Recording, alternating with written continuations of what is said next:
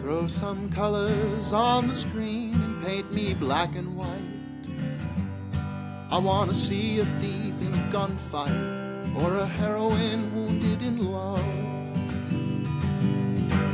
You can keep her lighted by an old flame left to frame, so I can read the feeling on her face, half in shadow, and know I felt that too. In danger and in love, you've got the dreams I was dreaming of, and I've got 2 hours to pretend. So I watch a movie with a friend. Time's running sideways, and reality's gotta meet me halfway. So I'll meet it here again. Here's the Trading Movies Podcast with friends. Hello, welcome to Trade Movies Podcast, and today I'm talking to Claudia Lonow, who is a television producer, writer, actress, and comedian. She played Diana Fairgate on Knots Landing, created How to Live with Your Parents for the Rest of Your Life on ABC, Accidentally on Purpose on CBS, Rude Awakening on Showtime, Good Girls Don't on Oxygen, in addition to writing and producing on countless other shows. Her latest directing work is Dead, starring her daughter Izzy Rowland, who also wrote it. You can find that at Instagram.com/D.E.A.D movie. Claudia, welcome to the show. This is so exciting. Hi, this is so exciting. I'm a longtime fan, first-time caller. Yeah, you're the first person to say that. That's actually I love that phrase. Oh, well, thank you. Thank you. I'm known for being the first. Yeah, that, it's funny, probably my radio dreams, because are you out in Los Angeles? I mean, a lot, I would assume. I am in Los Angeles, yeah. Yeah, I think, because I want to say, on one of the shows I watched, had mentioned something about that, or I can't remember where I probably should just assume everyone working in TV and movies is in Los Angeles, right? Yeah, I mean, for now, right now we're sort of watching it all a little bit like go through a real struggle. Oh yeah. But hopefully, I mean, we got some big tax rebate for shooting in Los Angeles. I'm hoping that is a positive, bringer of jobs to the area. I didn't think about that. Yeah, I guess is there a lot of stuff in Atlanta now? I know, like. Oh man, there's stuff in Atlanta. I'm currently, I'm writing a very indie movie, and they're talking about shooting in New Mexico. Cool. Which is, that's great. There's nothing wrong with shooting in other places, but we do have quite a bit of studio space. Yeah. That it's just like, you don't want it to become like the malls, like just sort of like a ghost. I don't even know. What are they going to do? All I can think of when I think about people not shooting in LA is what's the rent? What's the mortgage on Universal Studios or Warner Brothers? These things they're huge. Yeah, and they're even smaller than they used to be, right? Like yes, they're even yeah. I think Century City, right, is like... Century City used to be part of Fox. Mm-hmm. And, if you ever saw... I would think people who like your show might have seen the movie That's Entertainment, which I was obsessed with as a child. And that was a retrospective of MGM Studios that was hosted by like all these big stars. It's from the 70s because they were going to sell off all of this real estate. So they were like walking through the old sets, like the swimming pool where Esther Williams used to do her thing or whatever. It was like really kind of very 70s depressing. Yeah. That's a shame. Yeah, I would love to. That's honestly my dream is like, I would probably like, so before the show, Claudia and I were talking about our shared love of older movies. And I think honestly, one of the big things that, I think it feels like there's been kind of a 50-year trend probably since the 70s or something of like, oh, we got to shoot on location. It's got to be real. We got to do this. We got to do that.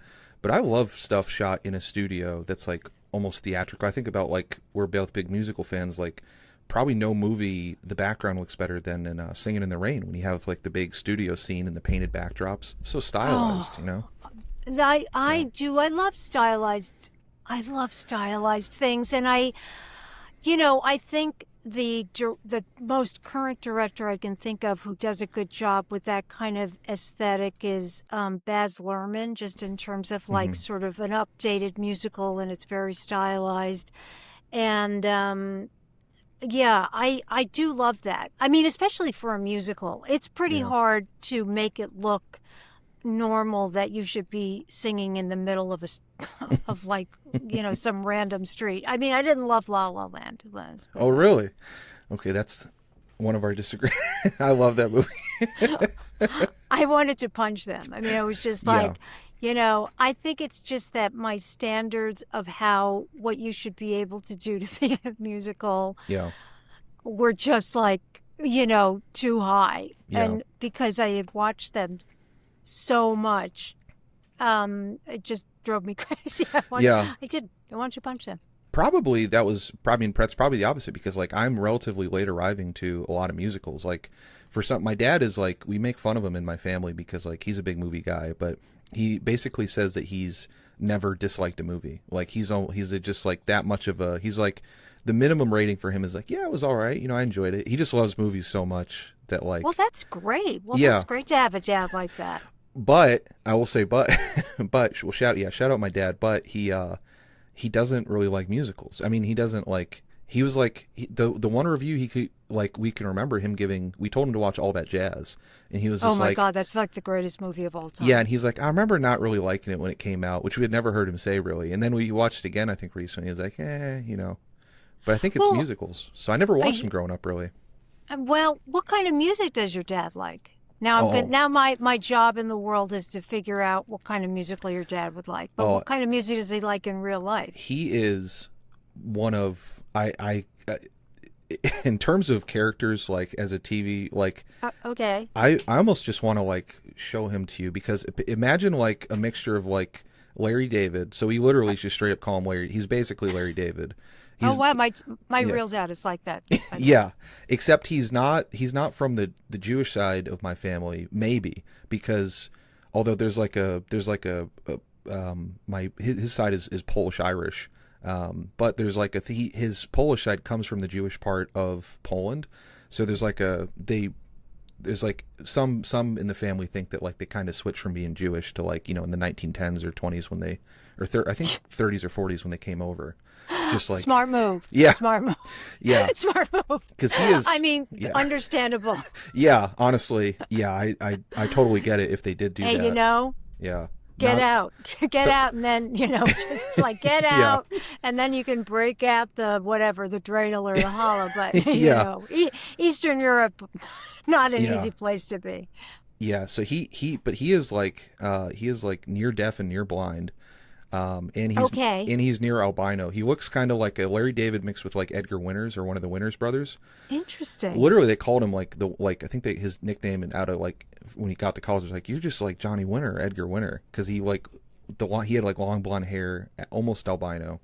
Wow. Apparently, there's some condition that like he said it's funny. It's really need to write a show about him, because like he had to go. He also I don't know if I could. He has like a condition. I don't want to give out his medical information, but like that he's had. But he had to go to doctors regularly, and he went to this doctor in Boston, and literally is one of the funniest stories, because he said he was going to this doctor, and the doctor just came in and looked him up and down, and the doctor was like, "What's your profession?" And he's like, "I'm a lawyer." He's like a family and defense lawyer. And the doctor's like, "Oh my God, you have whatever this condition was. You have this thing." And then he just like opens the door and just, "Hey, everybody, come here. You got to see this. You'll never see this again." And like 50 doctors came in the room with him and just started like, "Whoa, wow," just like looking at him. Because there's something where it's like if you're near deaf, near blind, near albino, you also have like high intelligence or like something like that. The only one else I've ever seen who I think might has it, and I don't know the name of the condition, was the guy who founded Sports Center. When I was reading the ESPN book that those guys did, is also like near deaf, near blind, near albino, and he's like he's like a pioneering. He's TV like a producer. genius. Yeah. Okay. Well, so your dad doesn't like music, I think is what you're about to say. Well, he loves me. Yeah, I'm sorry. Getting off the topic.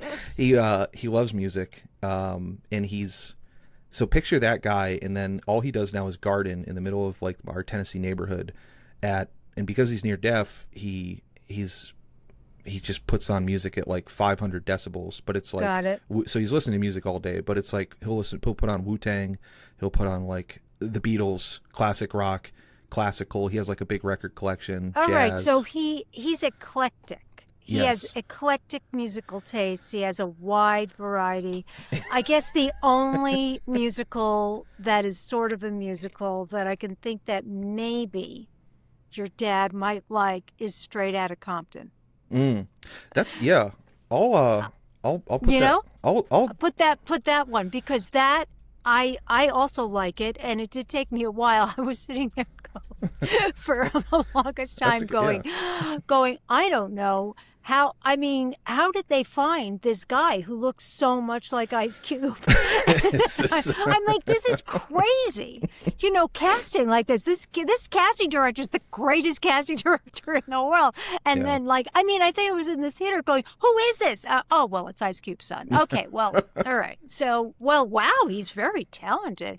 Anyway, so maybe Straight Outta Compton, which is a legitimately good movie. And the music, it's music. well, it's like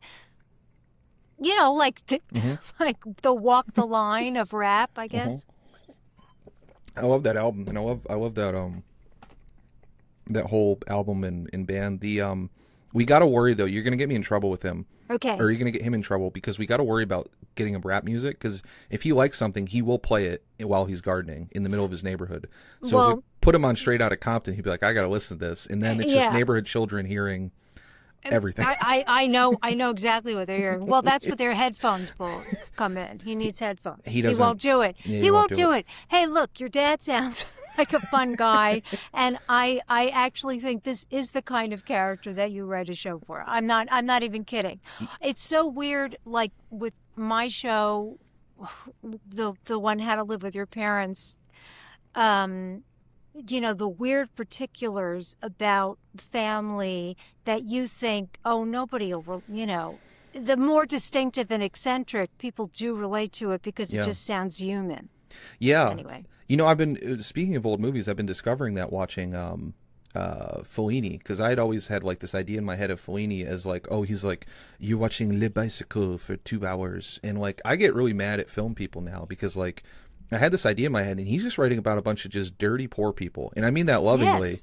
No, but, yeah. Yeah, they're also like specific and like characterized in a way that's like, he's not what I guess what like the modern conception of like old movies are. He's like as specific as you would find in like, I noticed your show, the How to Live with Your Parents for the Rest of Your Life. When I was researching you a little bit of your history, and you had a stepdad, right? I do. I still have him. So I was curious because like Brad Garrett, I really loved his, all the characters on He did such a great job. He did, but he had like the earring, and he had like the parents were like, they were talking about like orgies and wheels of cheese and like all this. So like, is that all stuff that you sort of, not like maybe exact, but like. Yeah. No. It's the orgy thing that's more of a joke. Sure. About how, in that, whatever you'd call free-spirited love hippie culture. Yes, that they're a little the ages of the people were never quite right in that show, but whatever. But my stepdad, my real stepdad and mother are in the movie I made called so cool. Dead, and my stepfather has an earring. And they're very, there were some elements of those characters that were exaggerated, and some elements of them that were minimized completely. Because people would just not. Yeah, how do you balance that? Because I imagine like the specificity, you seem to be probably, everything I've heard about, and I know zero about the TV industry really, but like everything I hear about, it's like, you write a show and it's such a battle to get accepted, and then it's such a battle to get a pilot, and then it's such a battle to get 6 episodes, and it's such a battle to get a season. But you've had shows that have gone to pilots, producing. That one got a full season. I think your one with Sherilyn Fenn got 3 whole seasons on Showtime, right? I really want to watch that. That looks fascinating. I love Sherilyn Fenn. Oh, man. That was, Well, listen, all of those shows, everything, especially the two autobiographical ones, were a sort of a surprise to me, especially the first one, because creating the show Rude Awakening that was on Showtime was my first writing job. I mean, I couldn't I couldn't make it. The only way I could make it was I had to create this show. Huh. And then it was, and then it really was, I was in the right place at the right time with a script I had written on spec. I didn't have an agent. My home number was on the title page. And I knew some people. So it's not like I didn't have any ins, but, and it was also that, Showtime at that time was just transitioning into making real shows as opposed to like Hollywood hot tubs. It was like I say, Rude Awakening was in between Hollywood hot tubs and Weeds. So it's like we never had the Weeds budget. So the fact that I had no experience meant that I was also very inexpensive. Yeah. And was just like, I had just declared bankruptcy, so it was like, hey, anything you pay me is like unbelievable. Yeah. This is incredible. I mean, people don't believe this is happening, that this is happening. Yeah. And so that was that. Now, with How to Live with Your Parents, I really lived with my parents throughout from my daughter from when she was 1.5 till she left for college. Okay. After we left her father. And very little Miss Sunshine of you too. Yes, very little Miss Sunshine. That is a good comp, as we say. But I worked on that for a long time. And I sold it to HBO 6 years before I sold it to ABC in a different form. But the thing was that, especially in terms of network television, by the time I was going to ABC, we thought, it seemed like everybody turned out okay. So we're looking back at time to a chaotic period, but the fact that my daughter turned out so great made it more like, and I really had to water down. I mean, the part that I had to water down was my relationship with my ex-husband. So, who was, Yeah, just want to. Oh, what's that? Oh, the life hammer. Yeah, who when I met him wasn't like that. but right after we got married, he just like totally. He had a alcohol and mental problem. Well, we can't do that because he's coming to the house all the time, which he did. But he was sober. Anyway, so I tried to replace it with a gambling addiction, and ABC made me take that out. And then it was like, well, why aren't these people together? He's so cute. Yeah. That's what I was. What's the matter with her? Yeah, he's supportive in the first episode and the date and everything. It's sweet. Like. I know. So, and I kept saying, well, if we take out all the reasons why she's left, then people are going to think she's a bitch because this is the real world. And women are always at fault, and moms can never have fun. Yeah. So, that was a struggle, but it didn't matter because everybody was I had such a great time. Yeah. It's interesting, probably even comparing, because I was looking at it's such a great cast. The mother, one of the best we were talking about Curb Your Enthusiasm. She has one of the best guest roles on Curb Your Enthusiasm as Funkhouser's girlfriend. She's a great actress. She's like the star of, she's the female lead of Big, for Christ's sake.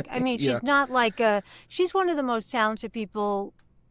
She might be the most talented actress I've ever worked with. Actor, anything. I would like just sit there and, she would go through actress, oh, can I do this? And then you just go,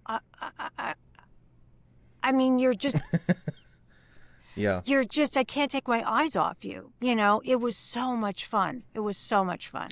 It was really fun.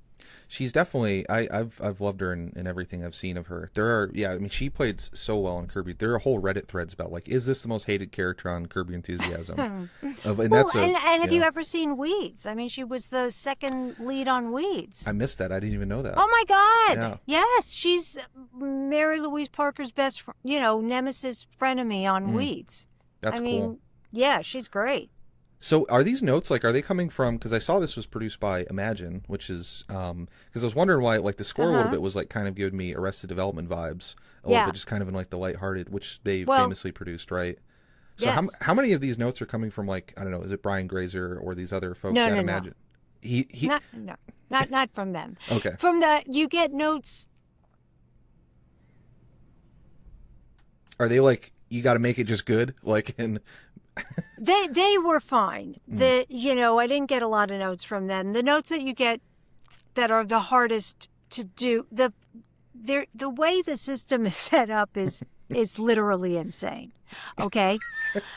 So you do your work, you send it to your production company. Yeah. They give you notes. It doesn't really matter that don't matter. They're just trying to guess what the next layer will think.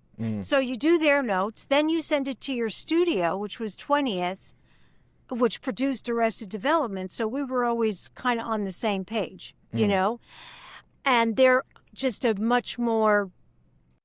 they were at that time just a more hard-edged humor. Let's put it that way. Then, but they're giving you their notes whether they're trying to guess what a network will say or not, yada, yada. But they give you notes, you do them, but they don't matter. Because then you got to send it to the network. They're the only ones that matter, but they come last. They come last. So you've now worked and revised your work twice before it matters.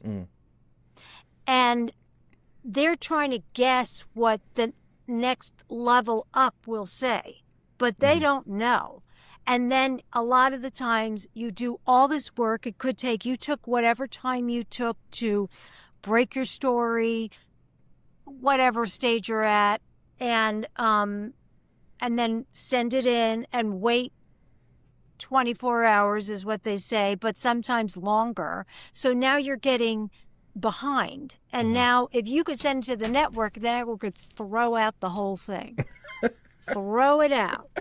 And now you are, and you're just like, why? Why is that a good idea? You know what it takes to make these things. Why don't we just improve what, you know what I'm saying? It's like, and you just start to go like, I don't know, are they doing this for fun?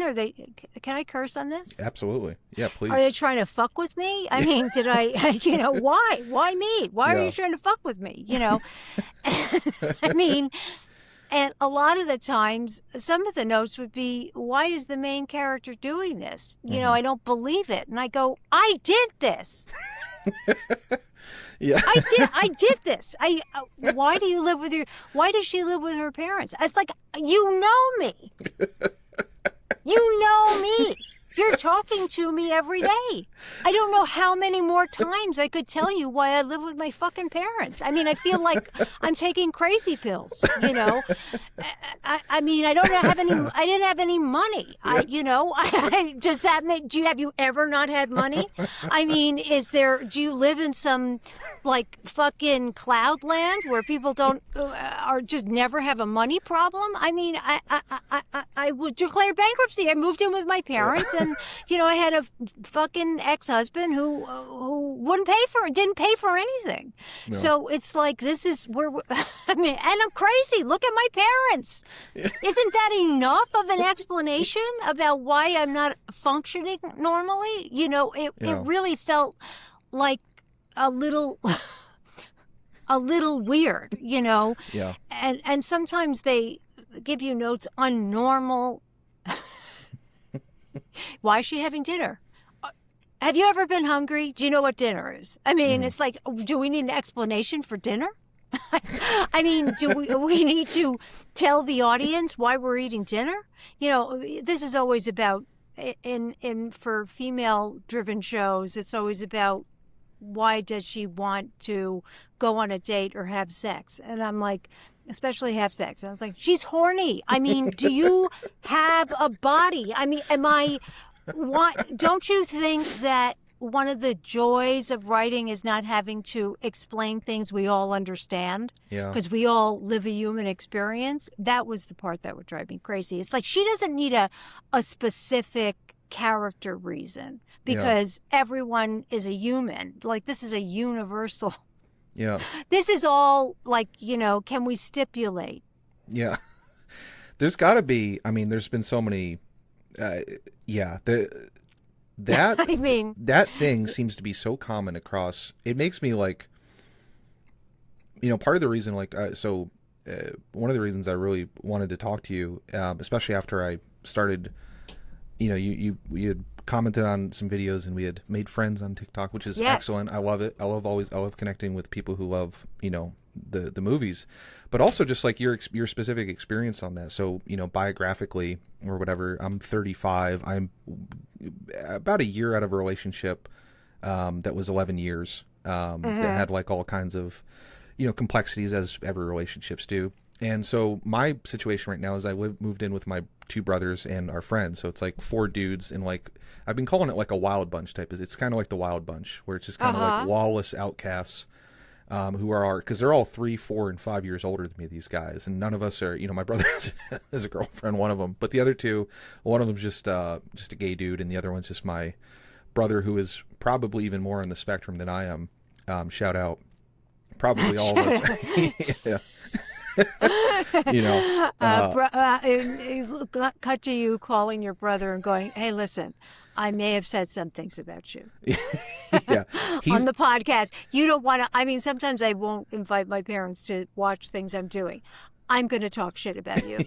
Yeah, I'm going to make jokes at your expense. I mean, so you're curious about how to turn. You want to know how you make an autobiographical thing. That's well, that was one of the reasons I wanted to talk. I was also. It's just interesting the connections. Like, so I'm thinking about. I did a short like 2 years ago, and I'm would like to do more stuff. But what you just described has been my experience in like my day job. Like I've had to work in like it just stuff I've seen in the tech industry where you have like these people who are like trying to do their best, like who are close to the work or whatever. But then any type of work they have to do, it has to get filtered through this and this and this, and then you reach the money people, and they're like.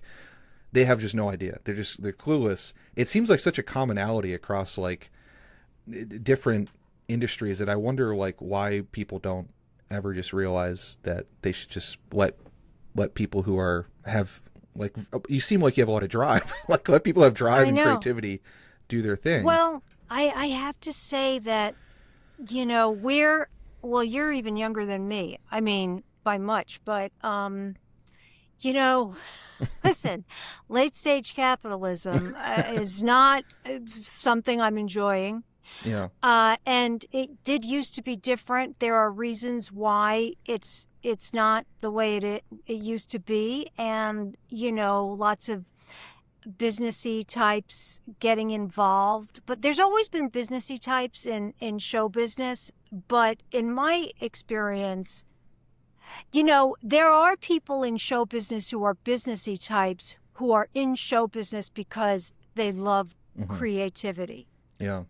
I have worked with executives that I was not only were just really smart story-wise, I mean, I still do, but also would be on my side in a business meeting defending me. You know what I'm saying? The other people. And there's not that many of those. And because just like in a creative workspace, if I have a show and it gets picked up and, one of your favorite things is fantasizing which of your writer friends you're going to hire. I mean, it's one of the joys of it is like, oh, I'll get to work with this one and then I'll have that one. And, oh, I got to figure out how I can cram as many of my friends into, I want to be supported. And also I just want to have a good time. I want this to be fun, because if you're a business person, you could go in any business. Why show business? Yeah.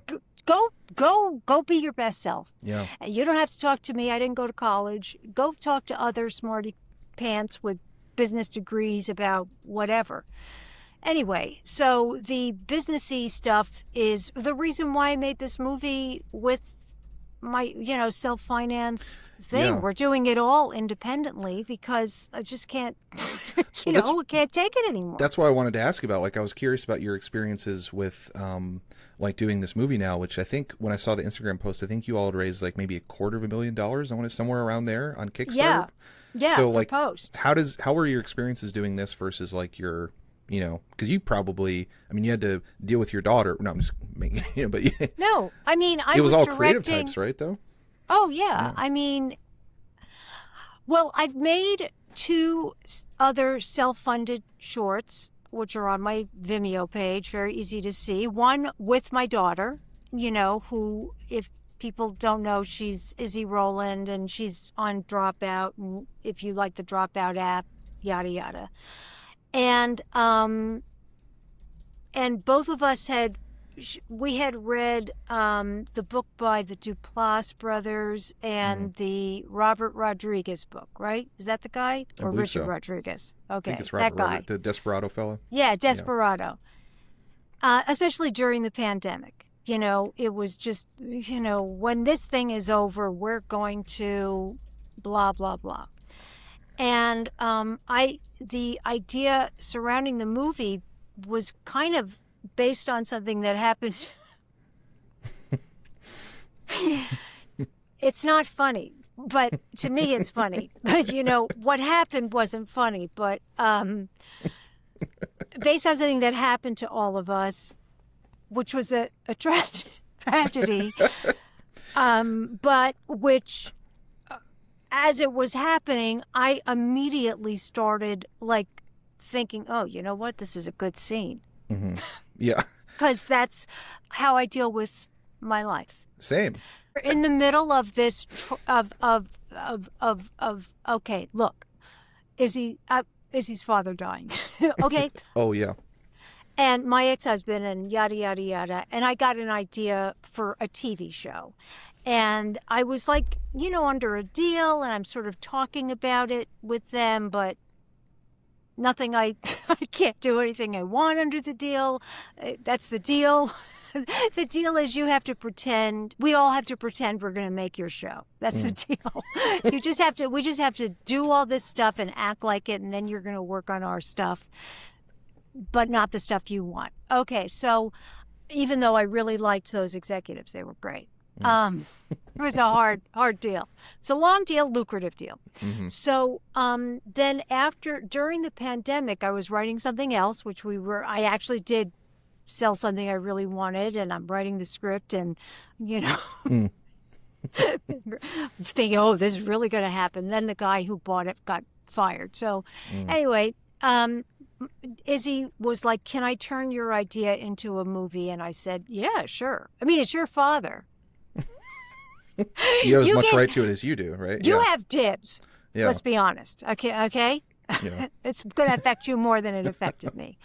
So she did, and we really and then there was the the writer and the actor strike, and we just got really serious about how are we going to do this. We found producers, me and my boyfriend, Izzy and her husband, Brennan, and my parents all put the money in, which was not very much. It was less than we made on the Kickstarter, I'll tell you that. And got producers and cut the script. There's a sort of a technological thing in the script, which I don't want to give away. And literally, me and my boyfriend went around with my iPhone, because I had said, I think you can do it this way. We did it all practically. No special effects, except one shot. And then we shot it. Part of it is shot in this apartment. We shot it in our apartments. We we spent, I think, $180,000 and shot it in 15 days. Oh, wow. And I think it turned out, well, it certainly turned out good for that. I'll tell you that. And it's definitely got a tiny furniture, not vibe, but, aesthetic, or Shiva Baby. That's the, with, but both a little, I guess you would say, our tone is a little bit more, going for funny and happy. Yeah. And result, not, what I mean? Just, I don't have I love dark shit, but, It's sort of the process of dark stuff by making it light. Like, by making it, yeah. Listen, I mean, I'm telling you, like, that's just what the vibe is in my family. Yeah, so, absolutely. And then we did the Kickstarter for post. So, I mean, just the shooting cost that much money that I quoted.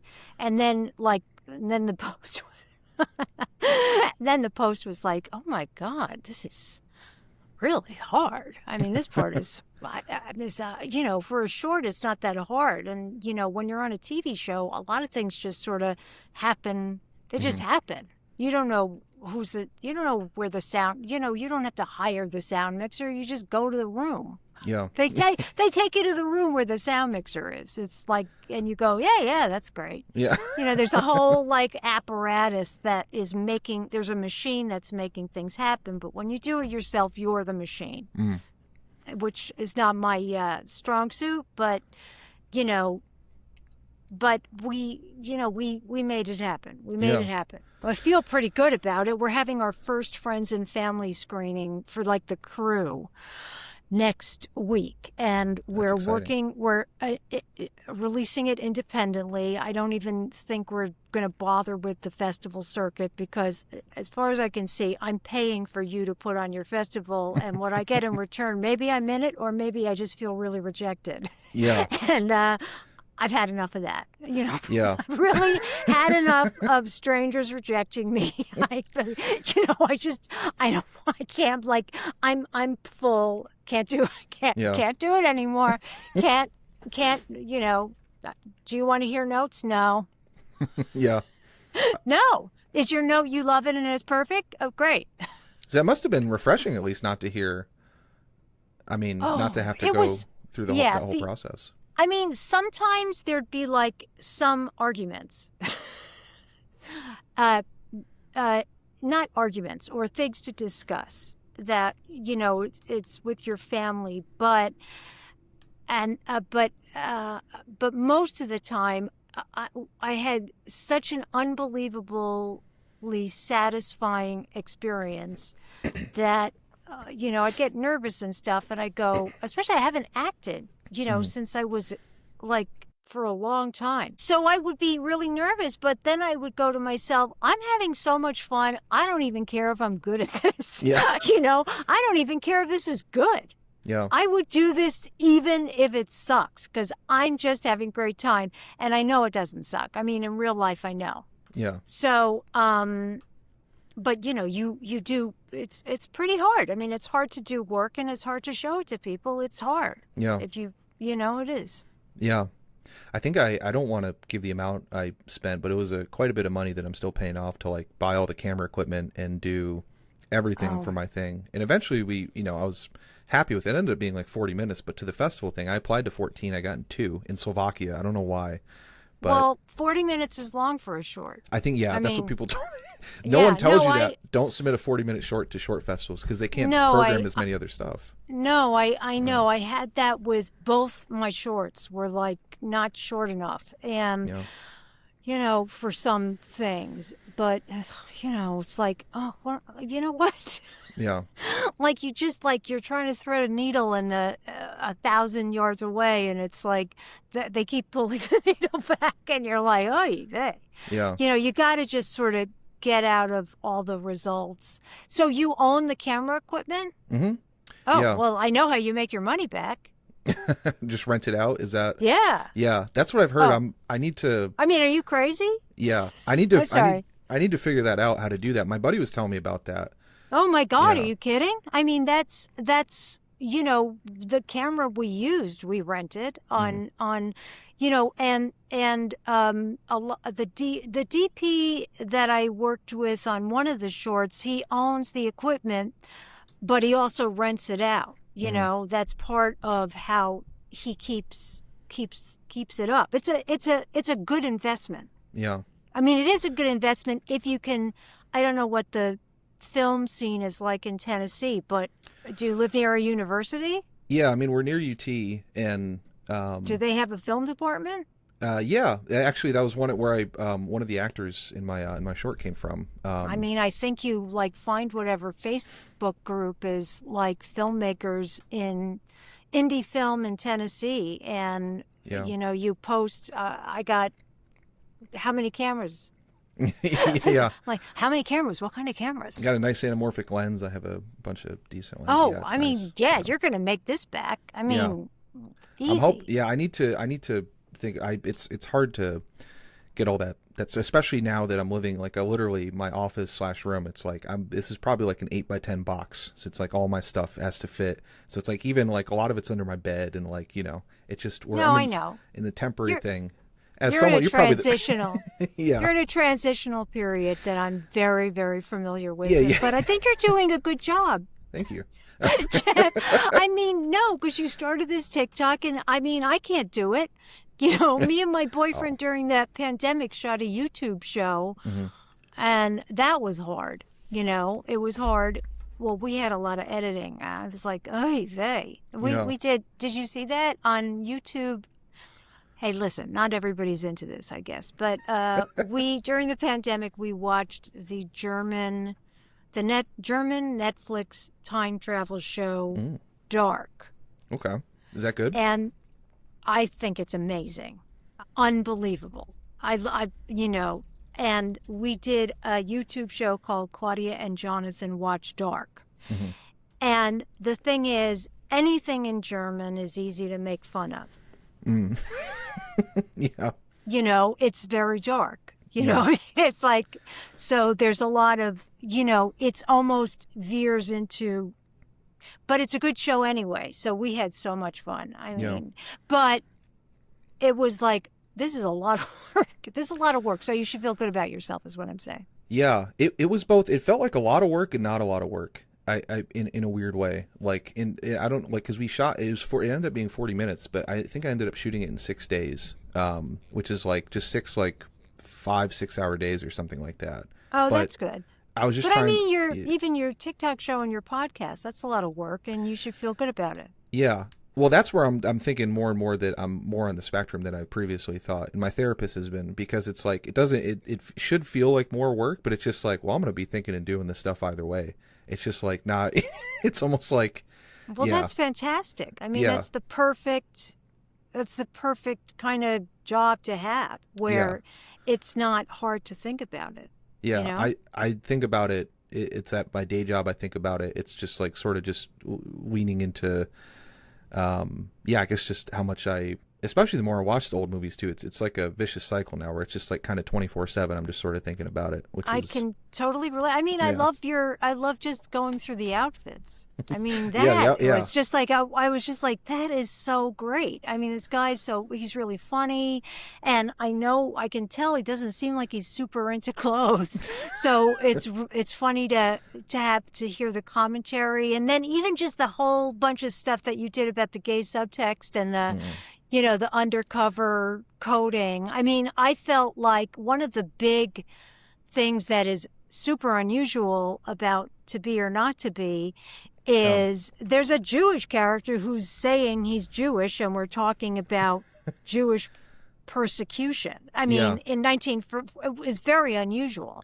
I mean, certainly there's a lot of Jewish people behind the camera, and there were Jewish people in front of the camera, but you didn't say you're Jewish. You change your name, you dye your hair, there's a lot of you could say that you were Indian or other, like, a lot of those, I think. These other characters, they were a lot of them were playing any ethnic but Jewish.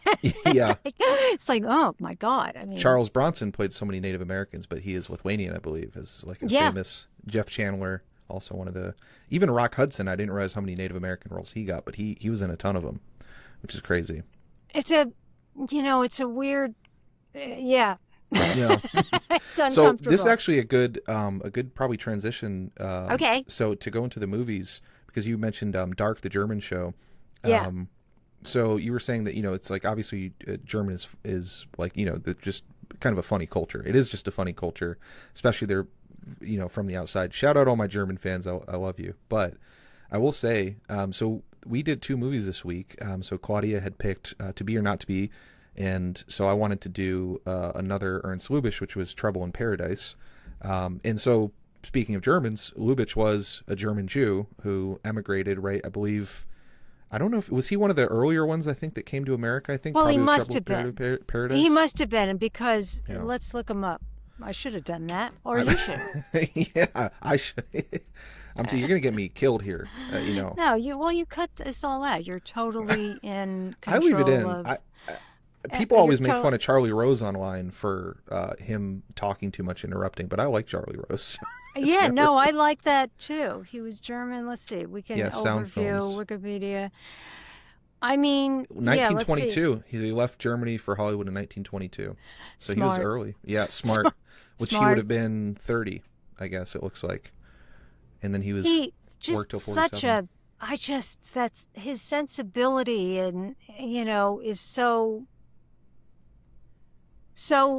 modern is I think what attracted me to his movies, that his sense of humor was very modern. And there were some exchanges, especially in Trouble in Paradise, that you're like going, that would be in any Seinfeld episode. Yeah, 100%. Yeah, I wrote them down.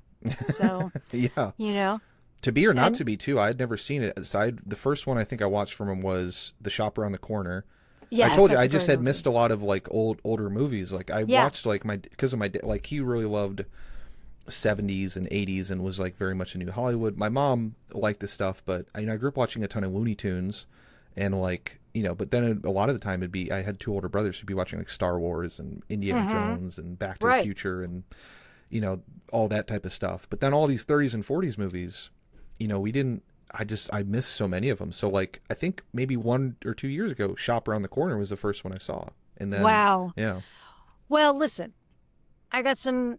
I'm a Gen X, very very early Gen X, and only according to one person, but who invented all this shit, the Strauss-Howe people. But whatever, and back in that day, as I'm sure you've heard, there were like the 5 movie channels, 5 TV channels, and that was it.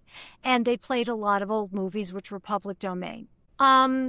So and then at a certain point, I mean, not at a certain point, but I was just like obsessed with old movies, old Hollywood. I would look at the TV guide every week and circle what I wanted to watch, and also read books on it. So, I mean, now I'm reading. I'm like going to the self-created film school that for 9, 10, and 10-year-olds with like an encyclopedic knowledge of everything. I mean, I can still to this day tell what year a movie is from just by like looking at the credits. Oh, well, that's got to be 1948 because her clothes are da-da-da-da-da, and the titles are this and yada yada yada. And I started recognizing the makeup guys at our house. It's like, oh, there's Bud Westmore, that's Perk Westmore, that's Ori Kelly, like all that, Oh yeah. Oh, definitely. Gowns by Adrian. Yeah, love it. We're like, oh hell yeah, we start rooting. It's just like 3 slovenly late 30s guys just being like, oh yeah, Adrian. Oh, Adrian's a man. Yeah.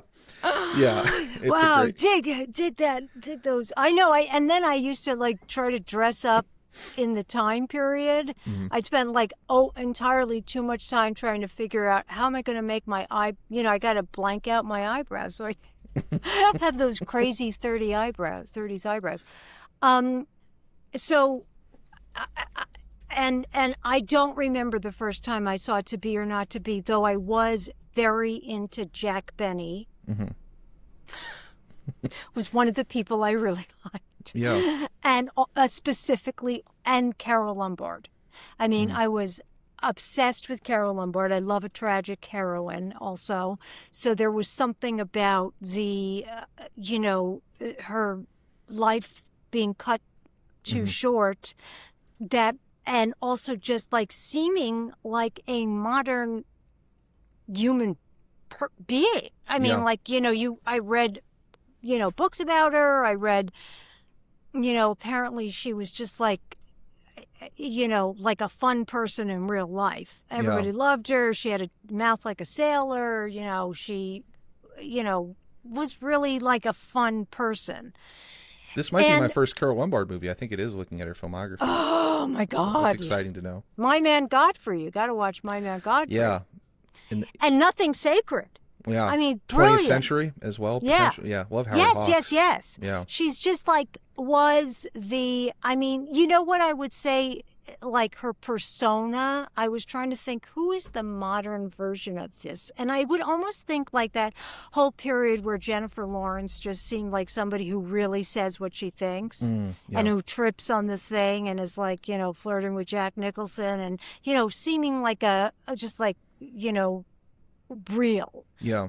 However, you don't know if that's an act or anything, but maybe Julia Roberts around 2000. She had that big run too, potentially. Yeah, and it was just like, this seems like just a fun person to be around, and she was very prominent in like specifically screwball comedies. In the the My Man Godfrey is about, she's like an heiress. It's like she's like playing a Reese Witherspoon character. She's an heiress who's like hanging, the homeless man becomes her valet and yada yada. And so I just loved her, and I loved Jack Benny because he was so funny and so successful, I guess, and very self-deprecating, but really couldn't be successful in the movies. So I always root for like the underdog and the undiscovered. So I love The Horn Blows at Midnight. I was like, see, he was robbed. He was really good. And people just overlooked him. And then the other thing about To Be or Not to Be was that the timing of it was just very bad in terms of the war. Yeah. So it was like, at the time it came out, people are not ready to laugh at I couldn't believe what's this came going out on. in 42, because that was like, even historically, that was like the low point of like the American, of like the war in general, because it was like, we had. I think it was made, or, well, it was probably made in 41 or even in 40. Like, did they even know they were in the war? They don't mention America in the war. They talk about the Polish wing of the RAF. So it's like you hear about Pearl Harbor was December December 7th, 1941, right? I believe it was December 6th, so pretty late in 41 as well. So you're absolutely right.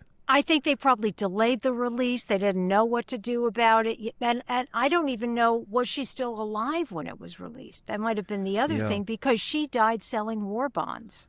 Interesting. It looks like this was her last movie, right? Yeah, no, had to have been. And it said released posthumously. So Okay, so doomed. It's like if Julia Roberts had a big movie coming out and then she's dead. I didn't know that about her. That's crazy.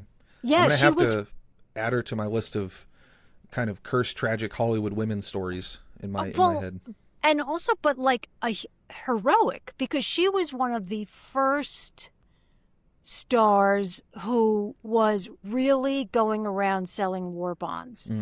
I mean, so that's why she was flying. Interesting. Yes, and That's crazy. She was also a crazy into astrology and got on the plane, even though it didn't seem like it was a good, astrologically. And then, and when she was married to Clark Gable. So this would also be like as if Julia Roberts was married to George Clooney. Yeah. Okay. That's crazy. Or who's the biggest, like, let's say that, right? Whoever the two most famous certainly people around are. 2002, 2003. Absolutely. Yeah. And he was destroyed by Yeah. her death. I mean, he was in love with her, and she was absolutely crazy about him. This is all, reading books that who knows their provenance or accuracy. But so it was very tragic. So the movie coming out, it's got to have been like, ay, ay, ay. Yeah. I don't want to see that. It's a black comedy too. I mean, it's pretty dark. Like that's I think the Criterion described it as like a high wire act, and it is like dealing with some rather serious stuff at the time. I mean, they mentioned concentration camps, which I didn't They even make know. a joke out of it. I didn't know that was like public knowledge as much. I mean, I'm not the world's biggest history buff, but I didn't know that was like to that extent that they, Yeah, I mean, yeah. I That's a mean, bit- they have a Jewish character who's like, in Poland, and in real life, Yeah. things are not going to go good for that guy. I mean, Yeah. just FYI. So it's like, and he's just walking around making, Shylock jokes and, Yeah. with his friend sad about, I'm not getting a good enough part in the show. Yeah. I mean, it's Which like, is very Jewish, which is, I gotta say, very well. Yeah. It's why it's so great. I mean, it's so great. And the thing that I was when going off of your questions, like the thing that I loved, which is something that is so not present these days, but as much that I can think of, is in both Trouble in Paradise and To Be or Not to Be, you've got a married couple whose main attraction to each other is built around their job. Mm-hmm. And like His Girl Friday yeah. is also like, Great movie. Probably my favorite.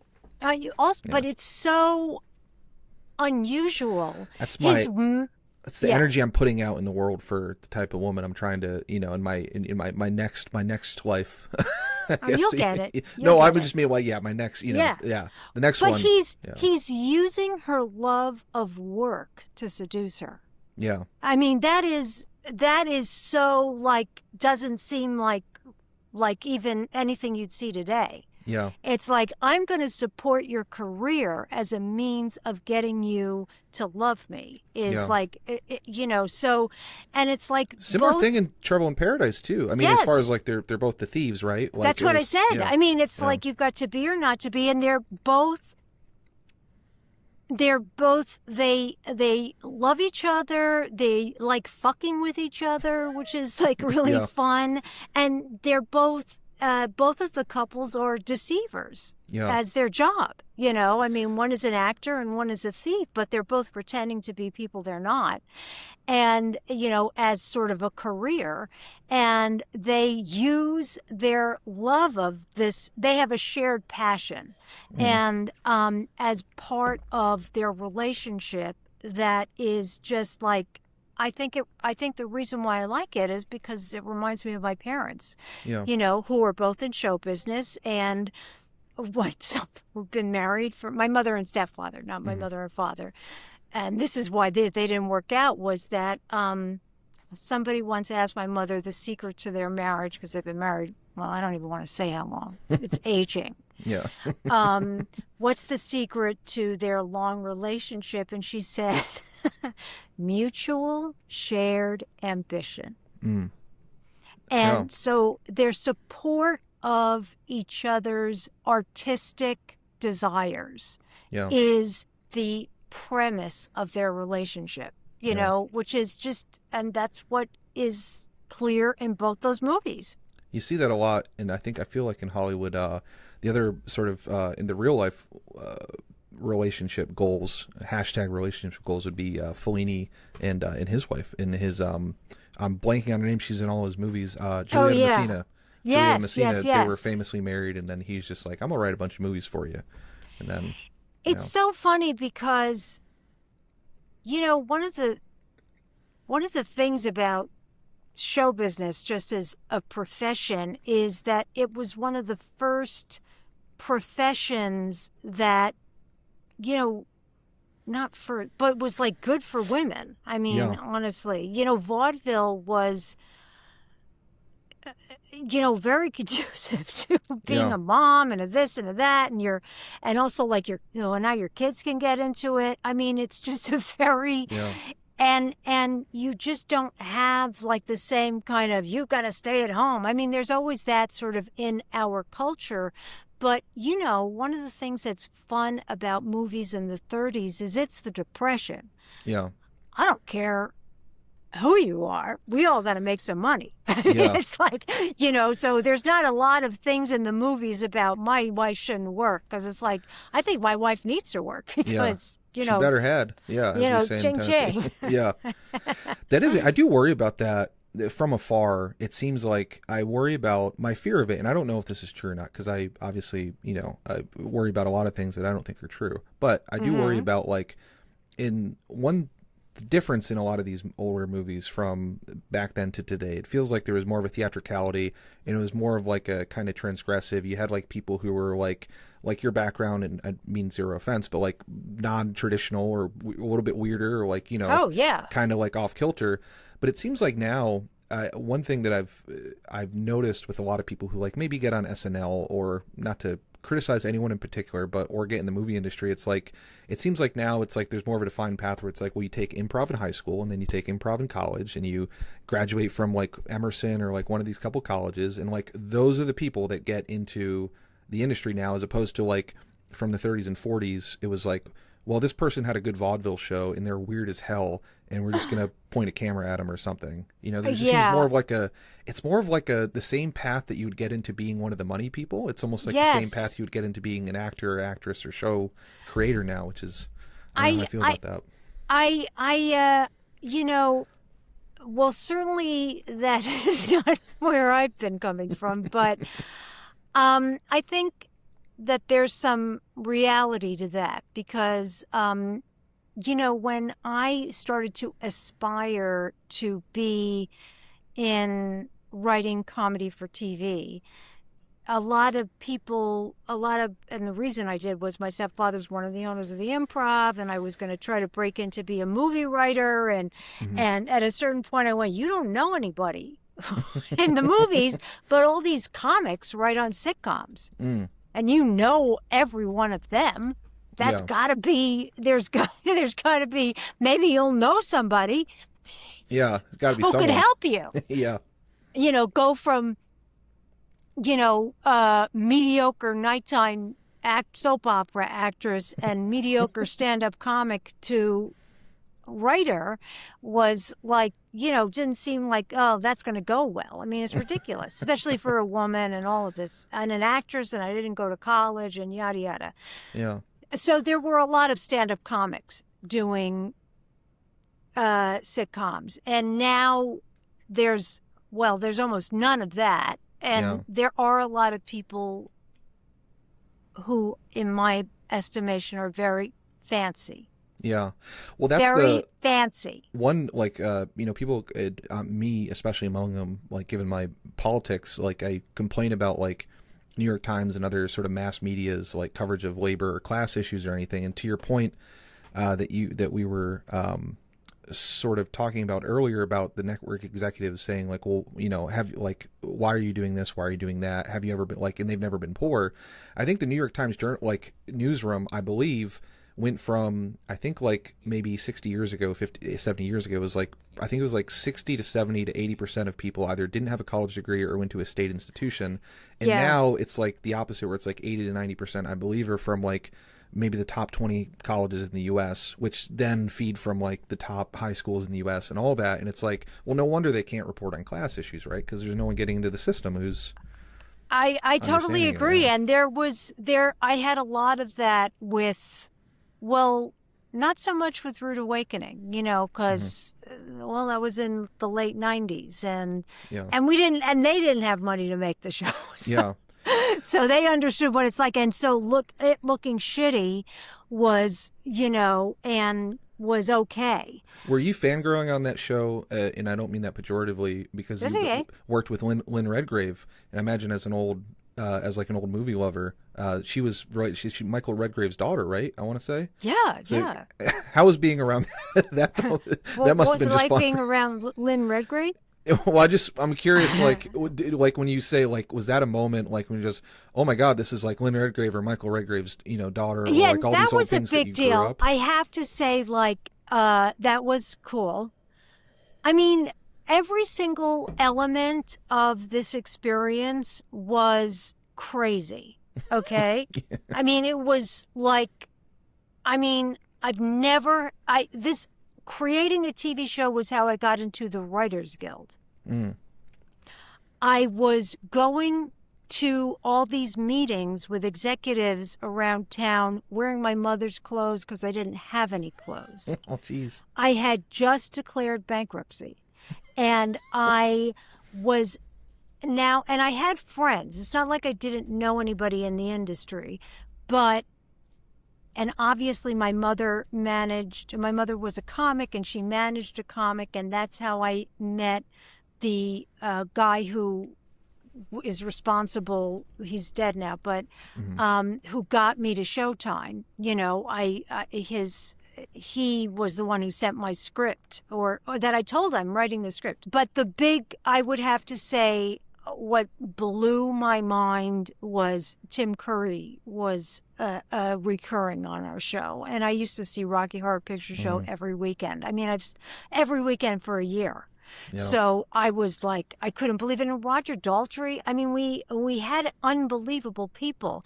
Now, I had been an actress, so I mean, I've met fame. I mean, I knew Robin Williams, I knew all these people from the club. Mm-hmm. But so maybe I think, and I'd say the biggest person I ever met that I was like crotch sweating. I mean, I was just like, had a meeting with, was Diane Keaton. I literally thought, I am just going to lose my mind. And, it was just, I mean, she was wearing the whole Diane Keaton a get big hat or something potentially and all that. Yeah. Every item of clothing you can think of. Gloves, pants, skirt, dress. I mean, it's just like everything at the Polo Lounge at the Beverly Hills Hotel. I mean, it was just like, this is as Hollywood as, this is the most, I mean, she, didn't work out, nothing. It was the first time I was writing How to Live with My Parents.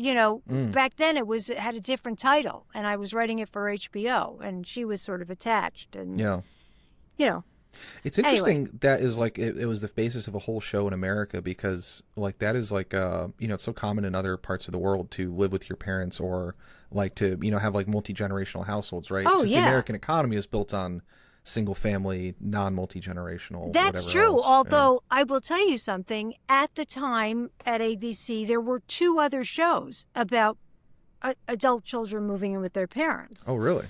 Oh, yeah. That were pitched, that they shot pilots for. Yeah. And, back then they'd buy multiple things of something. And I kept telling, and when I'm like, oh, we're going to get picked up, yada, yada, oh, well, never will they buy my show. And I say, yeah, you're the only person living with their parents. This is all, what if something terrible happened and I had to live with my parents? And I'm like, something terrible happened. Yeah. And this is what my mother did this morning. I wonder if they were, it was post-Great Recession, right? I wonder if that was like part of the... Yes, that was part of it. It was like, what I would say, one of my jokes at the time was, finally, I'm relatable. Yeah. Poor people are back in style.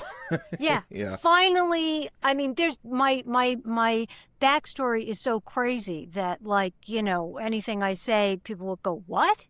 Yeah. Oh, you did what? You were...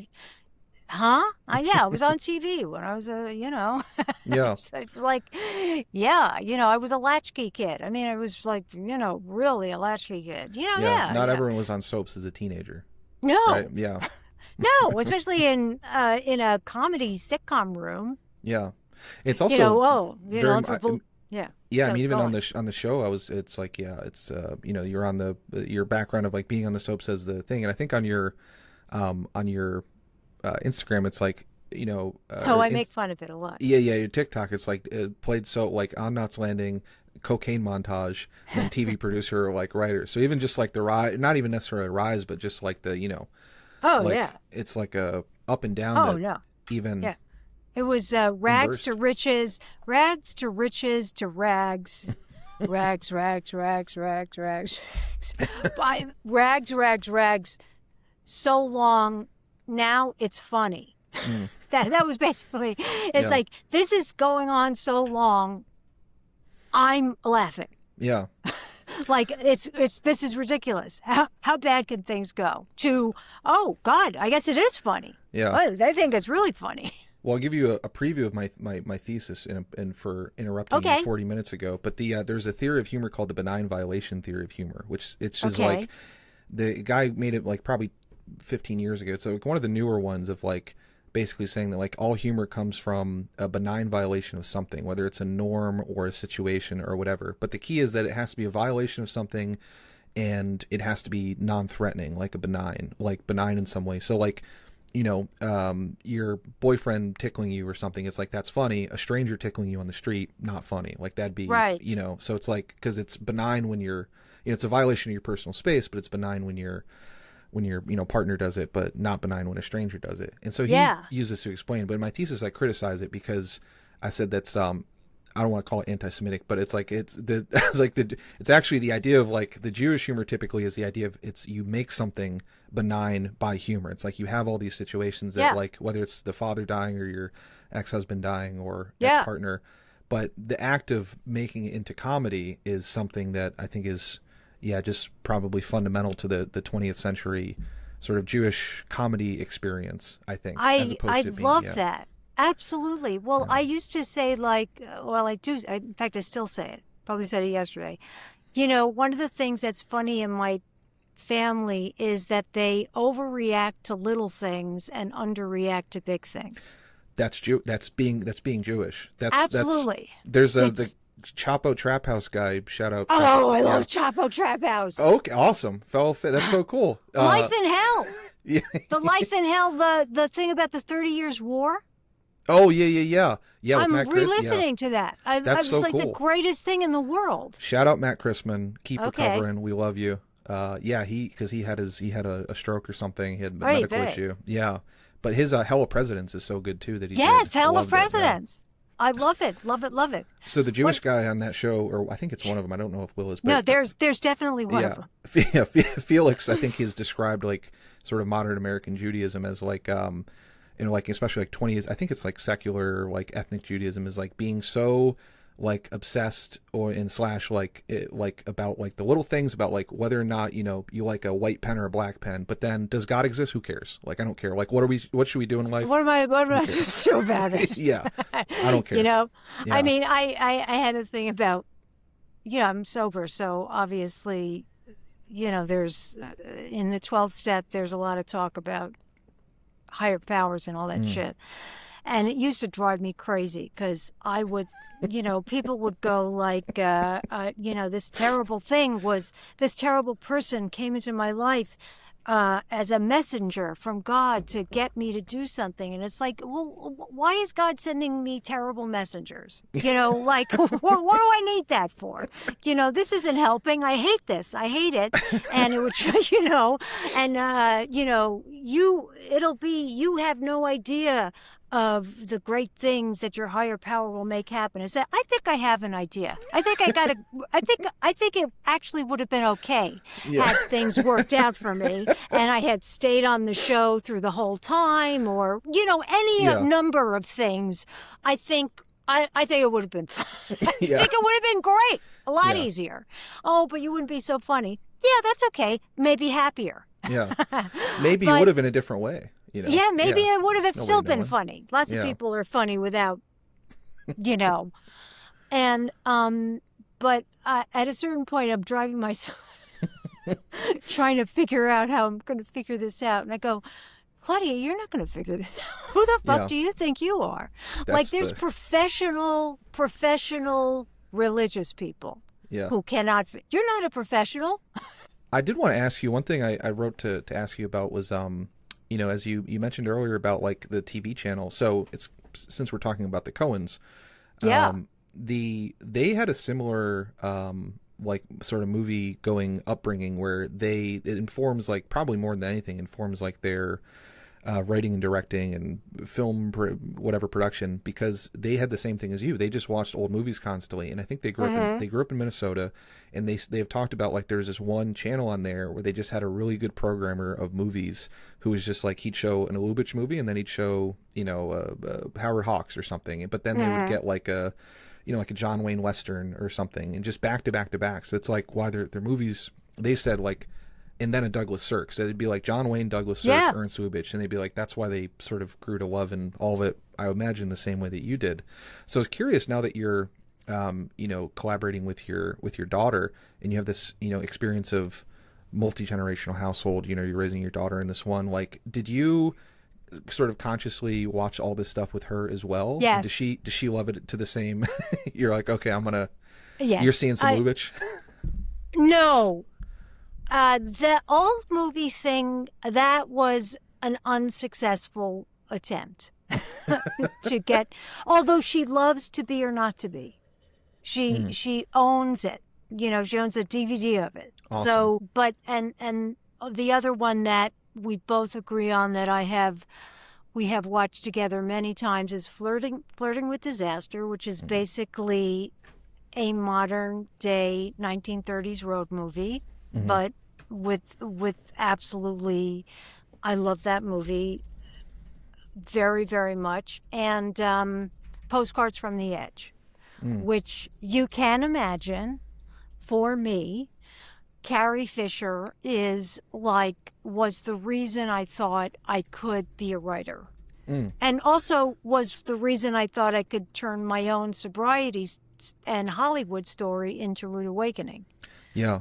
She, I have a list in my notes I'm writing down here. I'm planning on doing these little mini series. And so I was thinking while you were talking, because we were talking about Carol Lombard, and you seem such a buff of movie history. Maybe we could do, if you're ever interested, Forgotten Women of Hollywood. I'd love to do. I was thinking, Joyce Chopra, Nancy Dowd, Theda Bara, Carrie Fisher, Carol Lombard, Frances Farmer. I feel like there's a whole category of women for various reasons that are probably forgotten or not known about. Like, I didn't know Carrie Fisher was such a prolific writer until until at 30. Like, probably. Have you seen Postcards from the Edge? I haven't. No, but she was also a rewriter. She was like the rewriter too, right? Like, she was the script doctor.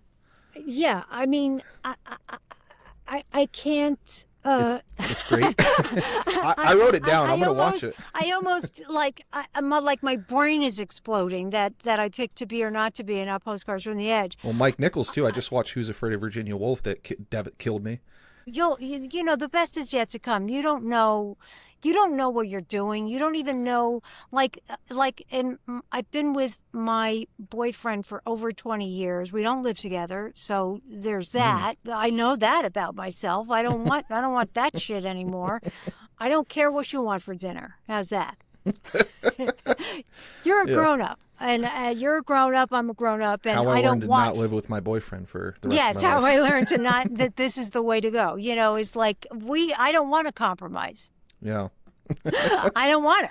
I won't like you. I won't like you. So if we keep having these conversations.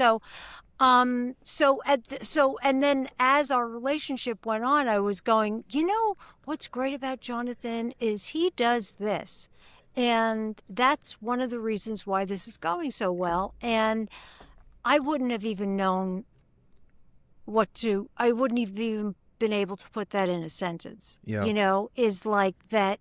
Oh, this quality that my late ex-husband did that really drove me crazy. Yeah. Was just like beyond any other, whatever his problems were, this is probably just a personality preference in terms of communication that I did not care for. So it was but I didn't know. And then it took me years to go, he likes to, he's in the debating society. Yeah. So if I say black, he'll say white. And I'm like, I don't care. I don't want to, Jonathan's not like that. So there's not like minor things are becoming major discussions, which as I've said, I do not, what do you want for dinner? It's like, Yeah, my therapist laughs at me about that because I'm sort of figuring out these things, in my 30s about just like basic things like, oh, I like women like this, or I don't like this thing. That's just like I just had no idea. And because like, you know, growing up in a crazy family, my thing is that like I kind of never expressed like you always don't want to like raise the temperature, or, you know, it's like growing family was a combination of like Goodfellas and Larry David, if that makes any sense. It does make sense. Yeah. So it's just like, you know, the scene of like Joe Pesci and Ray Liotta, where it's like funny how, you know, and where it just goes from like that to that. That was always the tension point. So you're not really going to say a lot or like develop your own preferences in a situation like that, right? So maybe no, like, you just like zone out. yeah. So I'm like, oh, I like this thing. My therapist is like, yeah, that's normal. Like it's normal to have preferences for like people that you want to spend time with. So well, excited you know to find what? more. I mean, you should feel good that you're in therapy. You know, because Best thing you're I've ever done. Yeah. You know, I mean, listen, I'm in LA right now, and every cop who's like pulling somebody out of their car or something these days, I'm like, what is the matter with you? You're insane. Have you all gone insane? I mean, it's like there's like some kind of, it's like a rage virus. I really like science fiction, by the way. So yeah, well, 40% of those 40% of cops, I think, are like statistically domestic abusers in domestic. I believe like, it. Yeah. I mean, before you'd be like on Law and Order SVU, you'd be like, oh, come on. Yeah.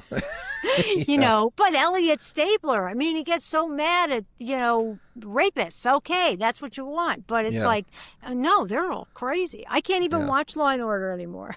No. Because I go, well, you're all, you know. Yeah. I've told this. These people are nice. My dad was a defense and family lawyer growing up, and like the few stories I was fortunate to grow up, like he gave me a healthy skepticism, because as soon as I was like 7, he's like, listen, all cops do is lie. That's all they do is lie. So don't ever talk to them. All they do is lie, and they abuse people. I'm like, I'm 7. Like, I'm just like trying to watch Looney Tunes. But they were like, he had to like, there's these cops in Springfield, Mass. They were pulling black dudes out in the middle of the street to strip search them and humiliate them in front of the neighborhood. And no one believed him. Like when he reported, like my dad didn't even believe his clients, but then he reported it to the judge. It's like, are you crazy? There's no way that's happening. So the judge had to like send an investigator out and like investigate it. And then they found out they were doing it, and, you know, big scandal. And, terrible. Yeah. I want to make sure that we talk enough about the movie, because I want you to clip it. Yeah, I'd love to. I actually, the conversation. I'm enjoying this. To be same. The you'll get plenty of clips, believe me. Okay, it's a big get. It's a big get for me, you know. Okay. It's so yeah, I really loved Trouble in Paradise. I really loved To Be or Not to Be. What probably to your point earlier about To Be or Not to Be, maybe my favorite point or a little element in the movie was him, the recurring bit of probably the maddest that is Jack Benny, that the main guy got. I'm terrible with names on it. Was that people were just getting up and walking out of his thing. Like he got more mad about that than being under Nazi occupation. So yes, that was like, you know, his character, his comedic character at the time. He had he had one thing about being cheap. Mm-hmm. If you know anything about, I don't know if I've ever seen him in like that's another one. You don't know who these people are. You know what? You know what's going to happen is like my generation's just going to die. You know, and he was an old man when I was a child. I'm trying to keep it alive. Yeah. No, you know, he was an old man when I was a child. But the way the culture was when I was growing up, because of all of these old movies, is that you had such a knowledge of such a knowledge of some of things that were happening in the specifically in the 30s and 40s, especially those Looney Tunes cartoons. But okay, so the first thing about Jack Benny was he was cheap. That was like a joke.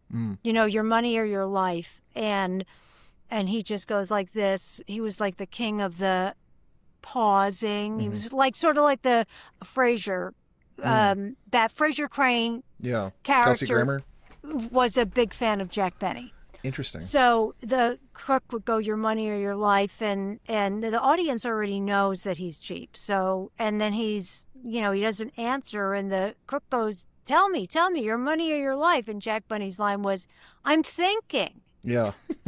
That's where that comes from. They reference that in Time Bandits in that movie, which is one of my favorite movies as a kid. I had no idea. I love Time Bandits. Yeah. Time Bandits is like the greatest movie of all time. That was like my childhood movie, if you explains everything about no Disney but that.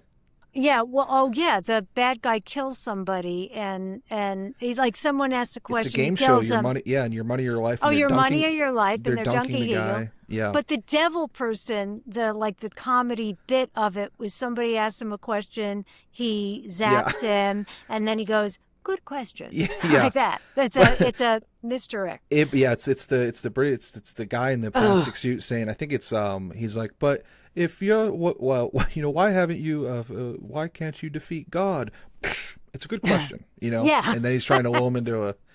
That describes my day job. That evil guy where he's talking about technology, where he's talking about soon we'll have digital watches, and after that I'll understand computers. That was literally my day job in tech. It's exactly that. It's just, oh my God. Yeah. Okay, so Jack Benny, being cheap and being vain. Yes. Like, he was famous for, another thing he was famous for was always, like, for 20 years, he's having his 39th birthday. And I'm going to do that bit. I need to do that bit. You'll do that bit. So, that's my favorite part is, hold on, I wrote it down. There's a scene where Carol Lombard, she's gotten into the hotel with Colonel Earhart, and he's like putting the moves on her, and she says, well, I've got to, change. If you're going to make the case for the Nazis, I've got to make the case for myself. I got to go and get into my beautiful gown.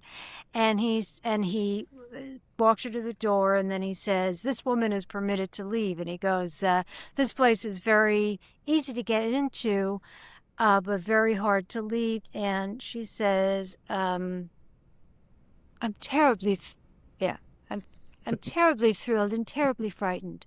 Bye.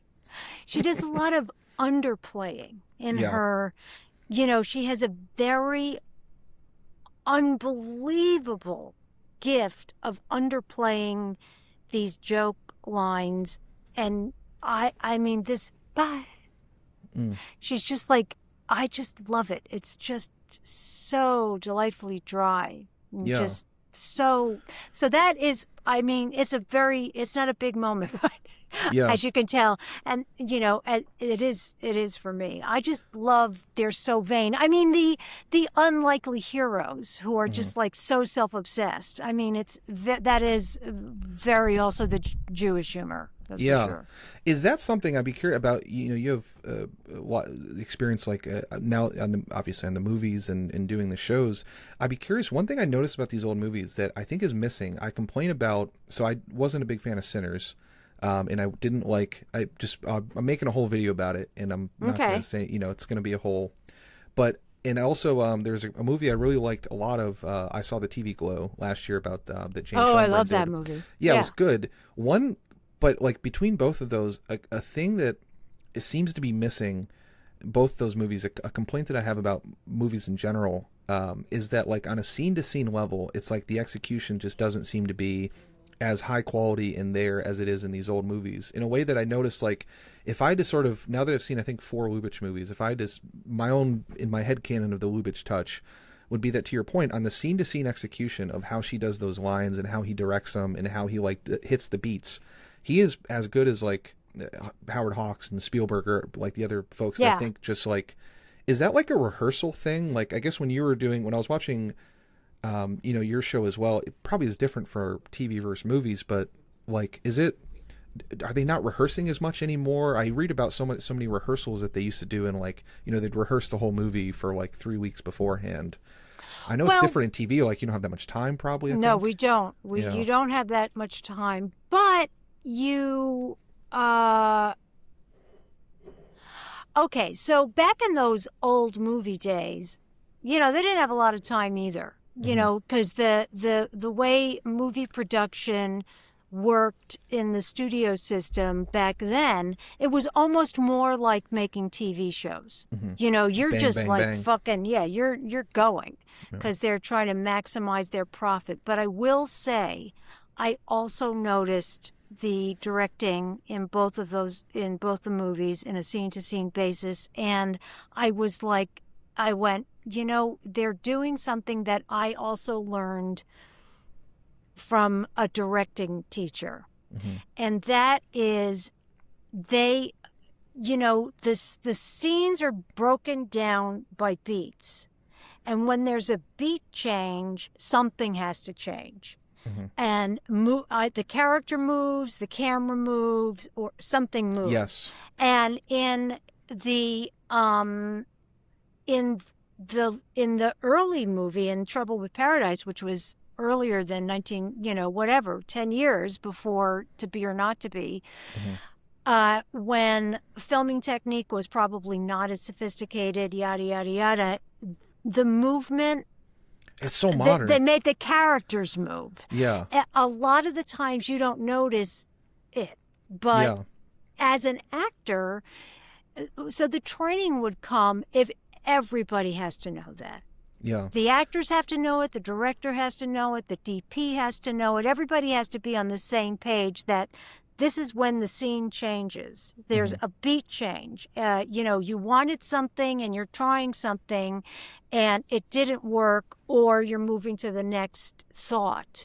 Yeah. And you want to move, you want the vibe to change at least. You know, and you can do it in a lot of different ways.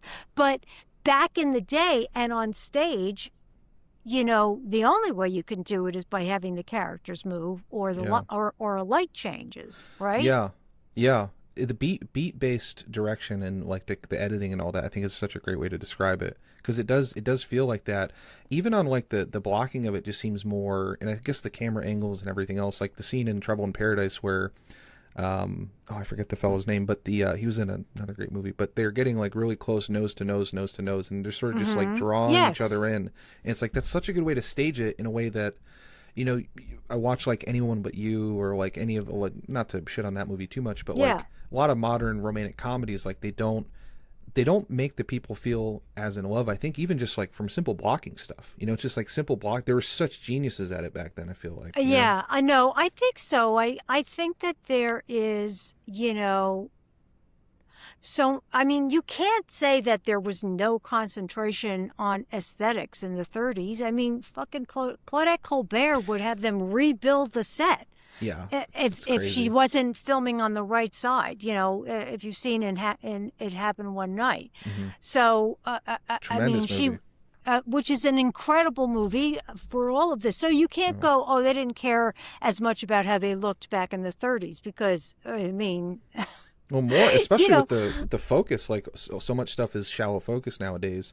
That's the modern technique, but back then everything is like generally it's softer focus, and all the set is more in focus. You know, it's like, you know what it is. I think that we're finding something here. You know, when you shoot on film and the film is a limited, expensive resource, you know, you have to really be more intentional. Yes. Because you got to have your camera moves worked out. We're not, you know, shooting for hours and hours and hours. And, you know, cutting film is hard. And also, it just, you know, everybody looks better on film. I mean, this shit is ridiculous. Take it from somebody who was on a show that was shot on film. Yeah. You know, and so, you know, and we shot those shows in 7 days. It was an hour-long show with one film camera. And, you know, that's not an incredible amount of time. They were penny pinching back in the day. But you just couldn't move the camera around. I mean, you didn't have two cameras that are handheld and it's on tape, and they're trying to do whatever they can do to make it look good. You know, to make it look like it has depth and yada, yada, yada. But you don't have to worry about running out of film. Yeah. So... You know what? It's there's interesting. less intentionality. I think the movie, what surprised me, so the movie I just released, or the podcast I just released, a weird example, but we watched Puss in Boots: The Last Wish. Okay. Which it's honestly one of my favorite, now one of my new favorites of the last 50. I don't know if you've seen it, but no, you would probably love it because okay. it's made for you and I. Weirdly, Okay. there's a cricket in there that sounds like Jimmy Stewart that they never explain, and it's just like no one who's the target audience is going to get this, but he's just oh no, you can't do that, he's just the whole That's time. really funny. Yeah, but Probably Dana Carvey. Yeah, I don't know who did. Yeah, it might have been, but I don't know. That's my guess. Yeah, it's a great cast. They got Olivia Colman, Ray Winstone, like Florence Pugh, like Antonio Banderas, Salma Hayek. Like, I love all those actors. But they do. I was thinking about it, and I don't know if I brought this up in the show with Millie the guest, but they, I kind of wonder if like, because animation is like they have to hyper plan it out so well, it had some of the best editing and like beat by beat pacing and editing and flow that I've seen in a movie, in a modern movie. It kind of blew me away, like how good it was, and reminded me. It was one of the reasons I loved it so much. Of like, it reminded me so much of these old movies where I think, to your point, it's like they had to plan it out of like because film back in the time was so expensive, but also I think like animation rendering is so expensive that like you could just tell the shots were like they filmed it with the idea of, okay, we're going to do this, and then the beat changes here, and it's going to be this, then the beat's here, then the beat's here, because they can't just like, it's so expensive to render, as opposed to like, sort of fill in CGI where they are, kind of keeping everything flat lighting, and it's like, we'll just fill it in post and add this. I know, and add it's this, and, it's just it's not.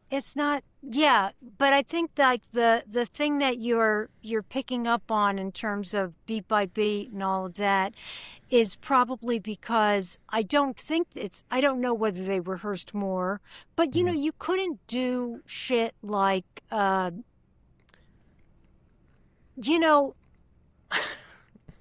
if you're filming on tape, you could just like, I'm just going to go back to the beginning, tell me that line, yada, yada. There's no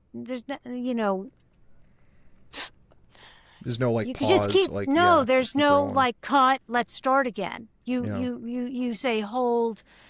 And so I do think that like, actors, they had to know their lines because time is cuts money. too. Yeah.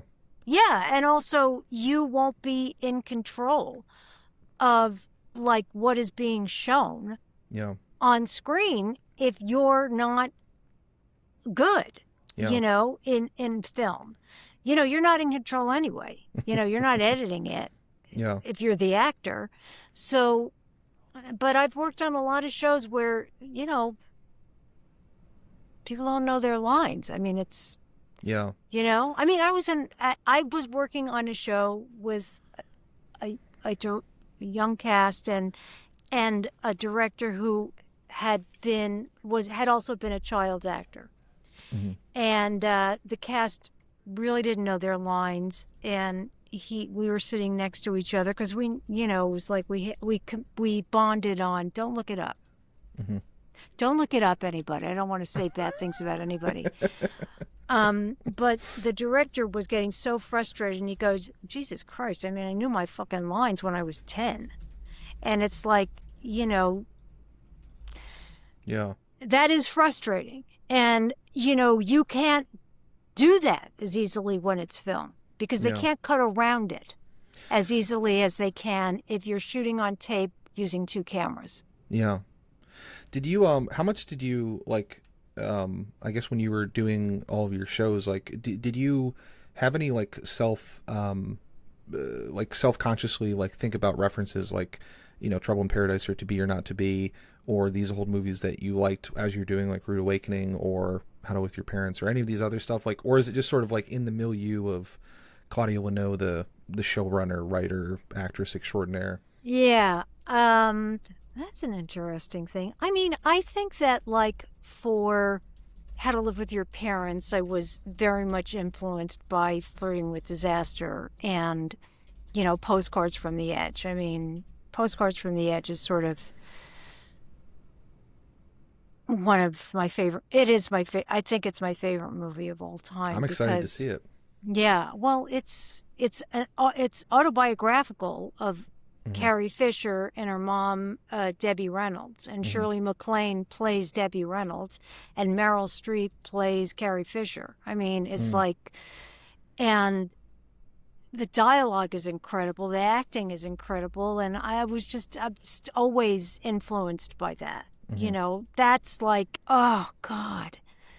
So there are definitely, I think I would say that there are more subconscious references than specific references. And every once in a while, I'll be like on the set and go, oh, you know what? If they do that, it'll be a really good reference to that. Nobody will know but me. Yeah. But, you know, say it like this, do this, or let's get this, yada, yada. And it's, it's really good. I mean, so those are the things. And then the other movie, I which is another movie I think I mentioned to you that I absolutely love, especially because it reminds me so much of my parents, is the movie Made for Each Other by Renee Taylor and Joe Bologna, and starring them, because it is the most New York in the 70s movie in the history of time, with two histrionic people. You know what I mean? Like, who are just those people. That was Made for Each Other? Yeah, Made for Each Other. It's there's one that's from like the 30s or 40s, but this one is the 70s. It's a pretty obscure movie. 31 has Carol Lombard.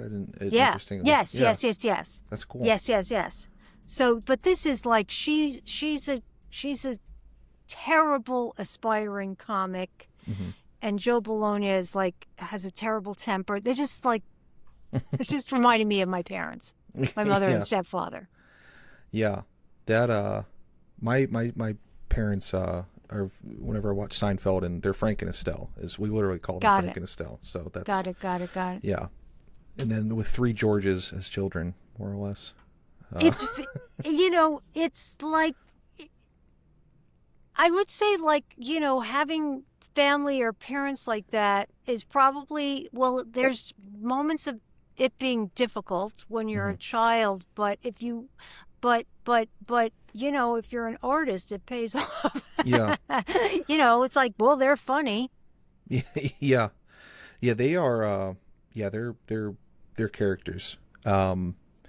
Yeah, I was even thinking, you know, it's interesting. They, my grandparents, just had a random thought that they did this sort of the similar thing that what you said a while back about the, you know, sort of match your ambition with your partner. My grandparents are both geologists, and they just sort of went around the world doing geology together, which is like writing books together. God, that is so funny. My late ex-husband, had a marked.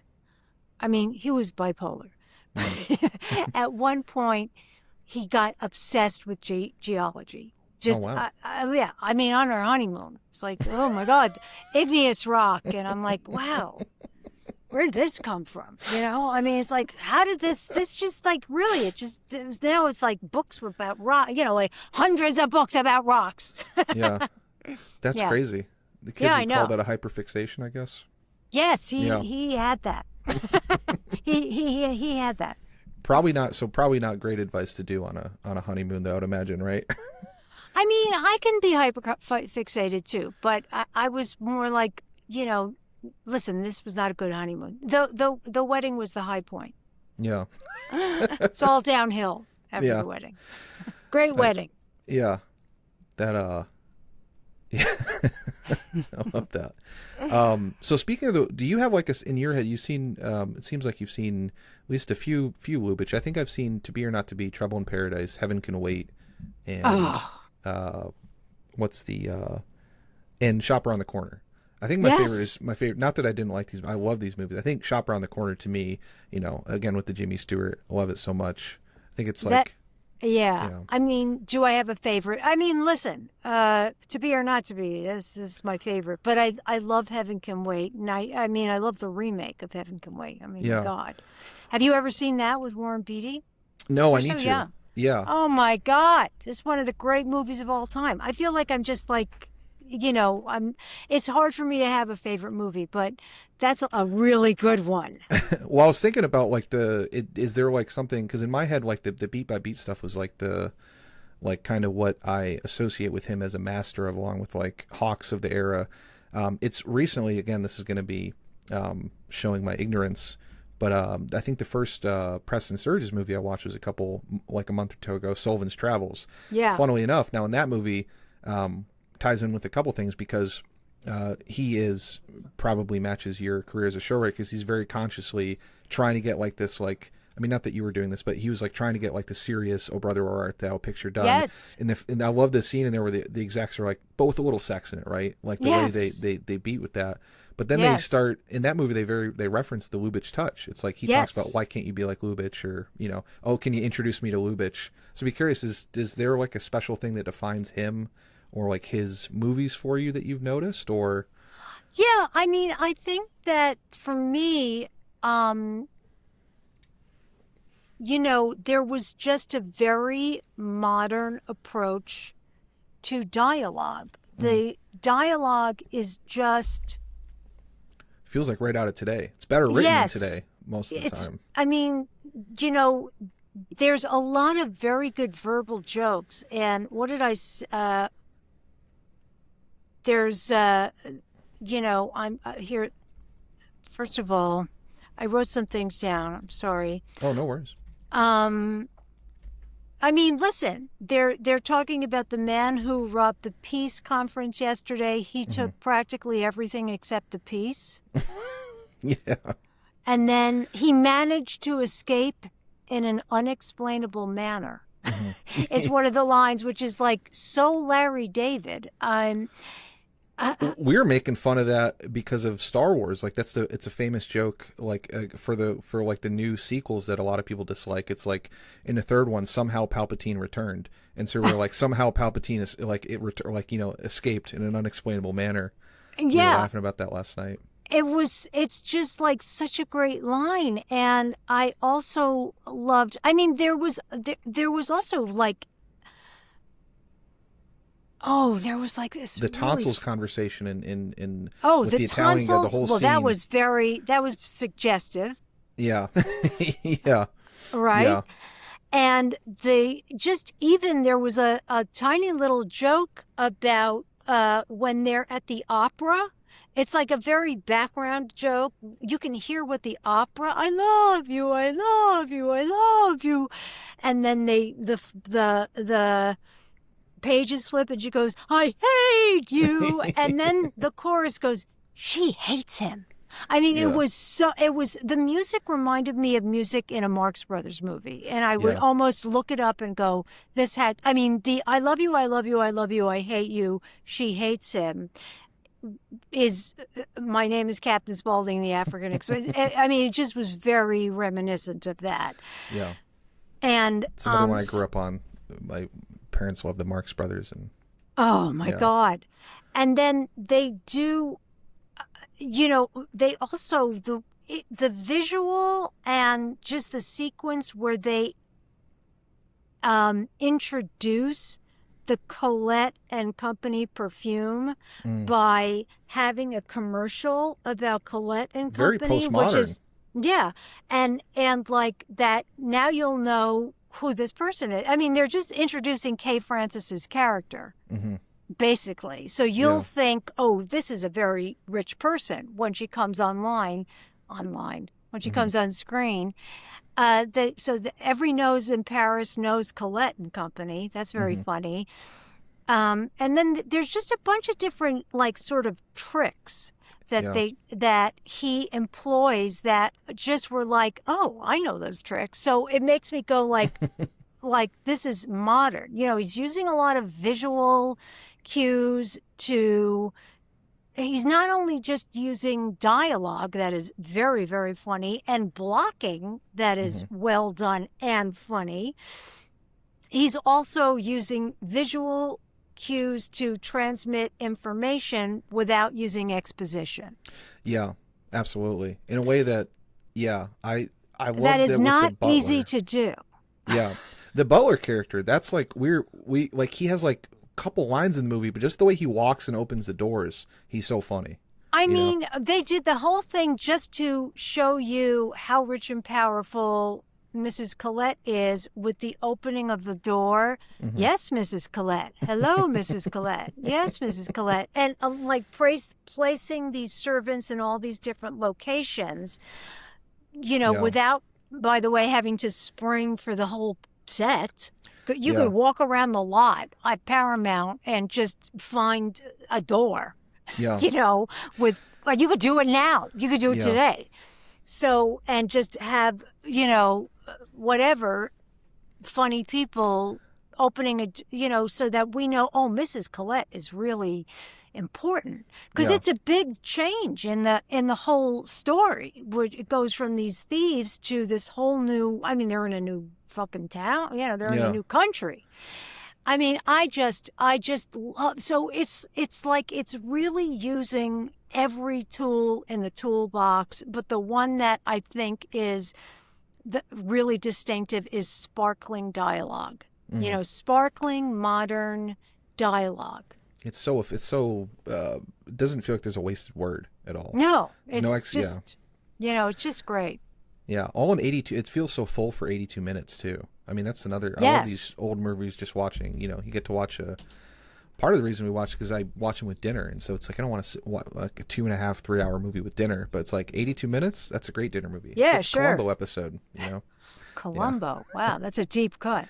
Yeah. Oh, we love Columbo at the house. Oh, you love Columbo at your house? Yeah. I also there was what was the the gentleman thief. I love that as a character, and I think that's kind of what they're trying to do on that new John Hamm show. Okay. And it was like the do not disturb sign. I mean, it's like it was pre-Hays Code. It's like, oh Jesus God, Christ. he's horny as hell in this movie. Yeah. In Trouble in Paradise, I couldn't believe how horny he was. Like the visual gag, like them stealing stuff from each other, and it just raises, and then eventually he stole her garter, and I was like, this is definitely pre-Hays Code. Oh yeah. I mean, but that's like another what a brilliant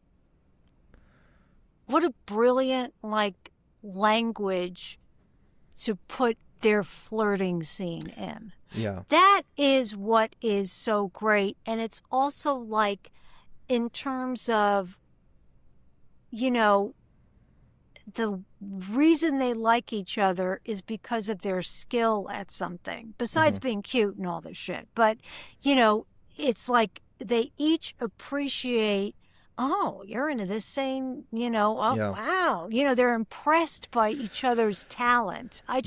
That's really the thing that is.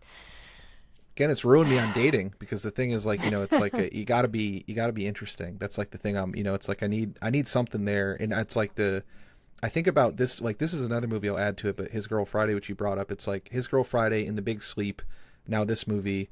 Yeah. It's all three just people matching each other's freaks. It's like, yes. oh, we're both huge freaks, and absolutely they're flirting. Yeah, to your point, it's just it's so sexy. I guess just like also just them, the way they all flirt with each other.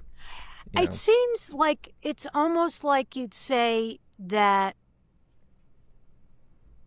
their knowledge of what's important in a relationship is almost more sophisticated than what we have today. Mm-hmm.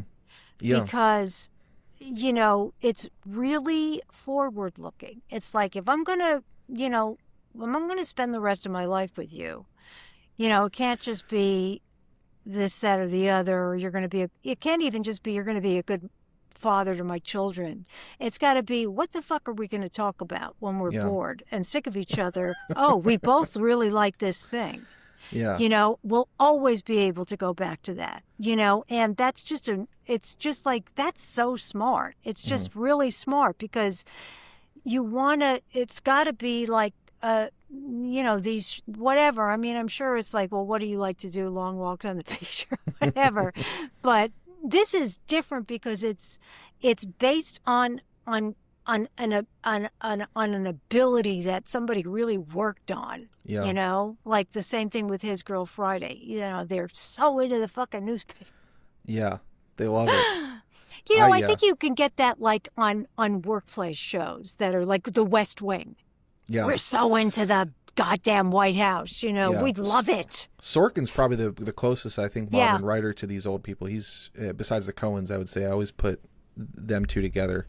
I would think. Just in terms of like the pacing and the back and forth of his writing, especially on The West Wing or some of this stuff, seems like the I would also say Tina Fey, 30 Rock is, if you put like, if you say that the underlying thing is this sort of Mary Tyler Moore, Luke Grant, on romance between her and Jack, you know what I mean? Yeah. That's never going to be because of whatever, but they're both like, she's so invested.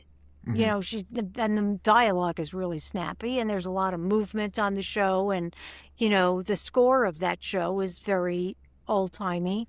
I confess that I've almost never seen any of it, to be honest. I know I've totally missed it. Every time I see a clip, I'm like, this looks great.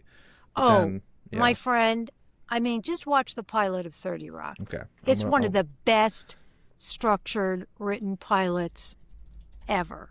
Every clip I see from it looks tremendous. Yeah, but you'll appreciate it from a structure. Mm-hmm. There's the structure is just fantastic. Yeah. It's she's really talented. Yeah. Yeah, I was really happy of watching. I can't wait to watch more of these movies. And I'm amazed. It goes back to the thing I think you said at the beginning of like executives or people, the notes asking you to explain things. It's like I feel like you don't need, like, so much of this stuff is like it's hot to be a thief with another thief, like gal or guy, that you just go around stealing people. It's just, you don't need to explain, otherwise this is fun, right? It's just there's there's that whole thing with the guy in the boat at the beginning of Trouble in Paradise where he's singing opera. It's like, okay, we're in Venice. But I didn't know did you know what he was doing on the boat? I think he was like a trash man or something. Was that a garbage man? Yeah. I guess maybe you would know that in the 30s, but yeah. I was maybe just, though. No one's been to Venice. You didn't have those in America, right? Well, you certainly didn't have like, we're just putting, is that garbage he's putting? He's just throwing. He's having a good time. Yeah, I mean, he's singing. He's, but I didn't know. But it was like, oh, that's something. Nobody went, oh no, there's the garbage boat.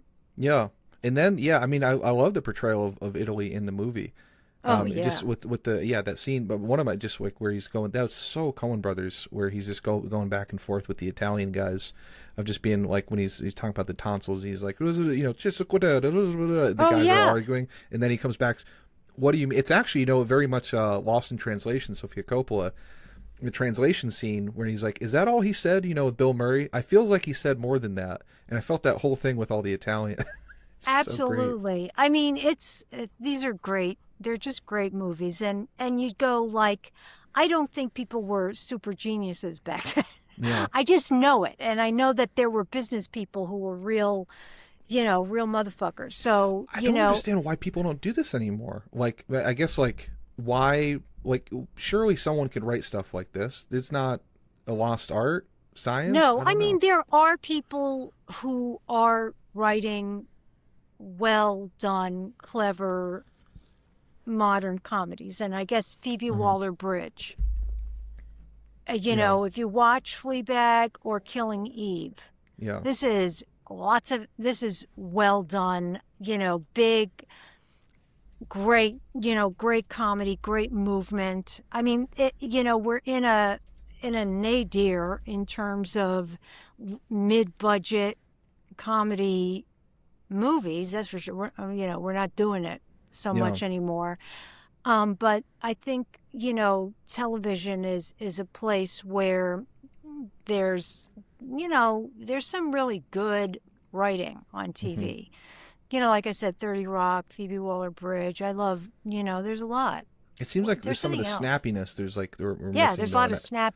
Oh, well, no. I'm saying with those. Things. But yeah, those are like, there's like a couple of them. But I guess like there's, you had Lubitsch and Hawks, and it just seemed like Frank Capra, even with Arsenic and Old Lace, and Preston Sturges, and like, it seems like there's a ton of and even, I think I said Howard Hawks already, but like, Yeah, I think that there's a weird, one of the things is a lot of the notes that you get when you're making I'm sorry to keep comedies, traumatizing you, bringing it's up your okay. PTSD. Notes you get is, what's the emotional story underneath? And there's got to be, emotional stakes and all this. And, that's not the kind of notes you used to get, even before I started. I'd hear the notes you get was, I don't like this joke on page 3. And now it does feel like sometimes, I had to get to the point where executives they talk in these big, themes and the arc and the blah, blah, blah, blah. And I got to the point where it was like, I said, listen, I didn't go to college. I think I'm trying to do everything you're saying. So you need to tell me what sentences on what page you don't like, so I can just change those, because I don't get it. Like, please just be specific. I can't follow. I can't follow this. I don't know what you're talking about. I feel like I know why she's doing what she's doing. You're giving me I feel like pre-trauma. she's gonna be a lunatic if she says why she's doing what she's doing again. Yeah. I can't think of 5 ways for her to go, I'm going to go to his house because, you got to come up with clever ways to try to shove in, reasons. Yeah. Yeah. Reasons. It's like, I don't know. You would never, that would never be appropriate to do for Seinfeld or Curb Your Enthusiasm. No! Right? Yeah. Ever. No. You'd never be like, well, what's Jerry's emotional arc in this? It's like, there is no emotion. He just doesn't. They will, something slide in underneath, something slide by, like Seinfeld. That had a storied slide by. And then some things, the people are crafty. Yeah. I think they're trying to, it seems like they're trying to formalize the unexplainable, I guess, or the inexplainable, whatever the word is, of like, well, it's got to have this, this, or this. But I also think maybe they just want to contribute. You know what the yellow duck, yellow duck syndrome or the yellow duck strategy is? This is from design, like in my day job. There's a famous thing where it's called like the yellow duck strategy of like placating managers, where in computer design and like in like software UI design, if you like generally as a designer, you're never in charge of the project, so you have to like report to a project manager or a product manager or something like that. So they always have to give their feedback. So this one design person's, the best advice that he ever got was from an older one who said, just put like a yellow duck in your design or a slide. And so when it gets to them, they can say, well, looks good, just remove the yellow duck. So he always like put something purposely in there that they would just not see. That, trust me, that's like, you send in your thing with the thing needs to be fixed, or you think like, well, this is too long. Yeah, so we're they can all feel like focusing. they can contribute. Yes, and I do when I'm working with, executives. My point of view is everybody wants to feel a part of the show. Yeah.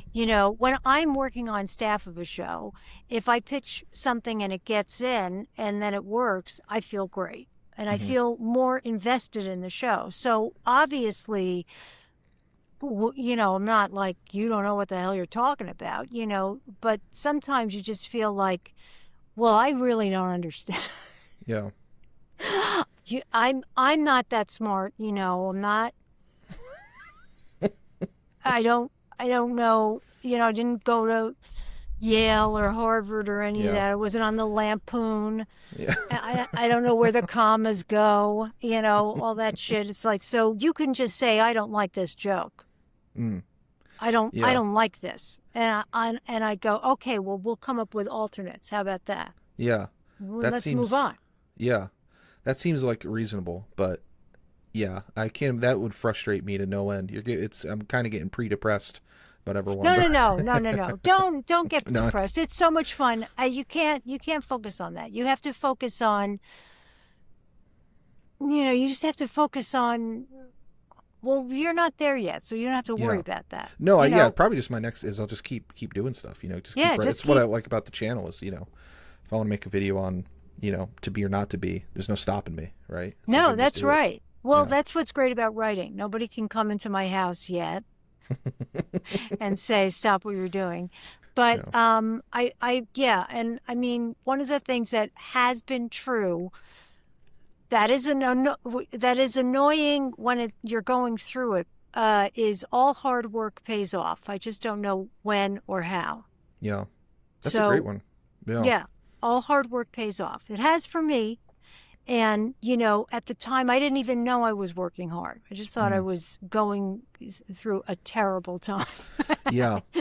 It's honestly, But I was. yeah. Now it feels like there's just not enough time because there's just all these different, like I'm re-releasing the first short and I'm cutting it down for a variety of reasons, but I want to re-release it on TikTok now that I have an audience and make it vertical and just see how that goes. There's a lot of vertical stuff being filmed now, so I'm like curious. And it's a lot of it's bad. I So, know. yeah. I know. It's not good yet. I mean, it's so funny. I had a deal and I was going to make something for Quibi, and it does feel like they were ahead of their time. Yeah.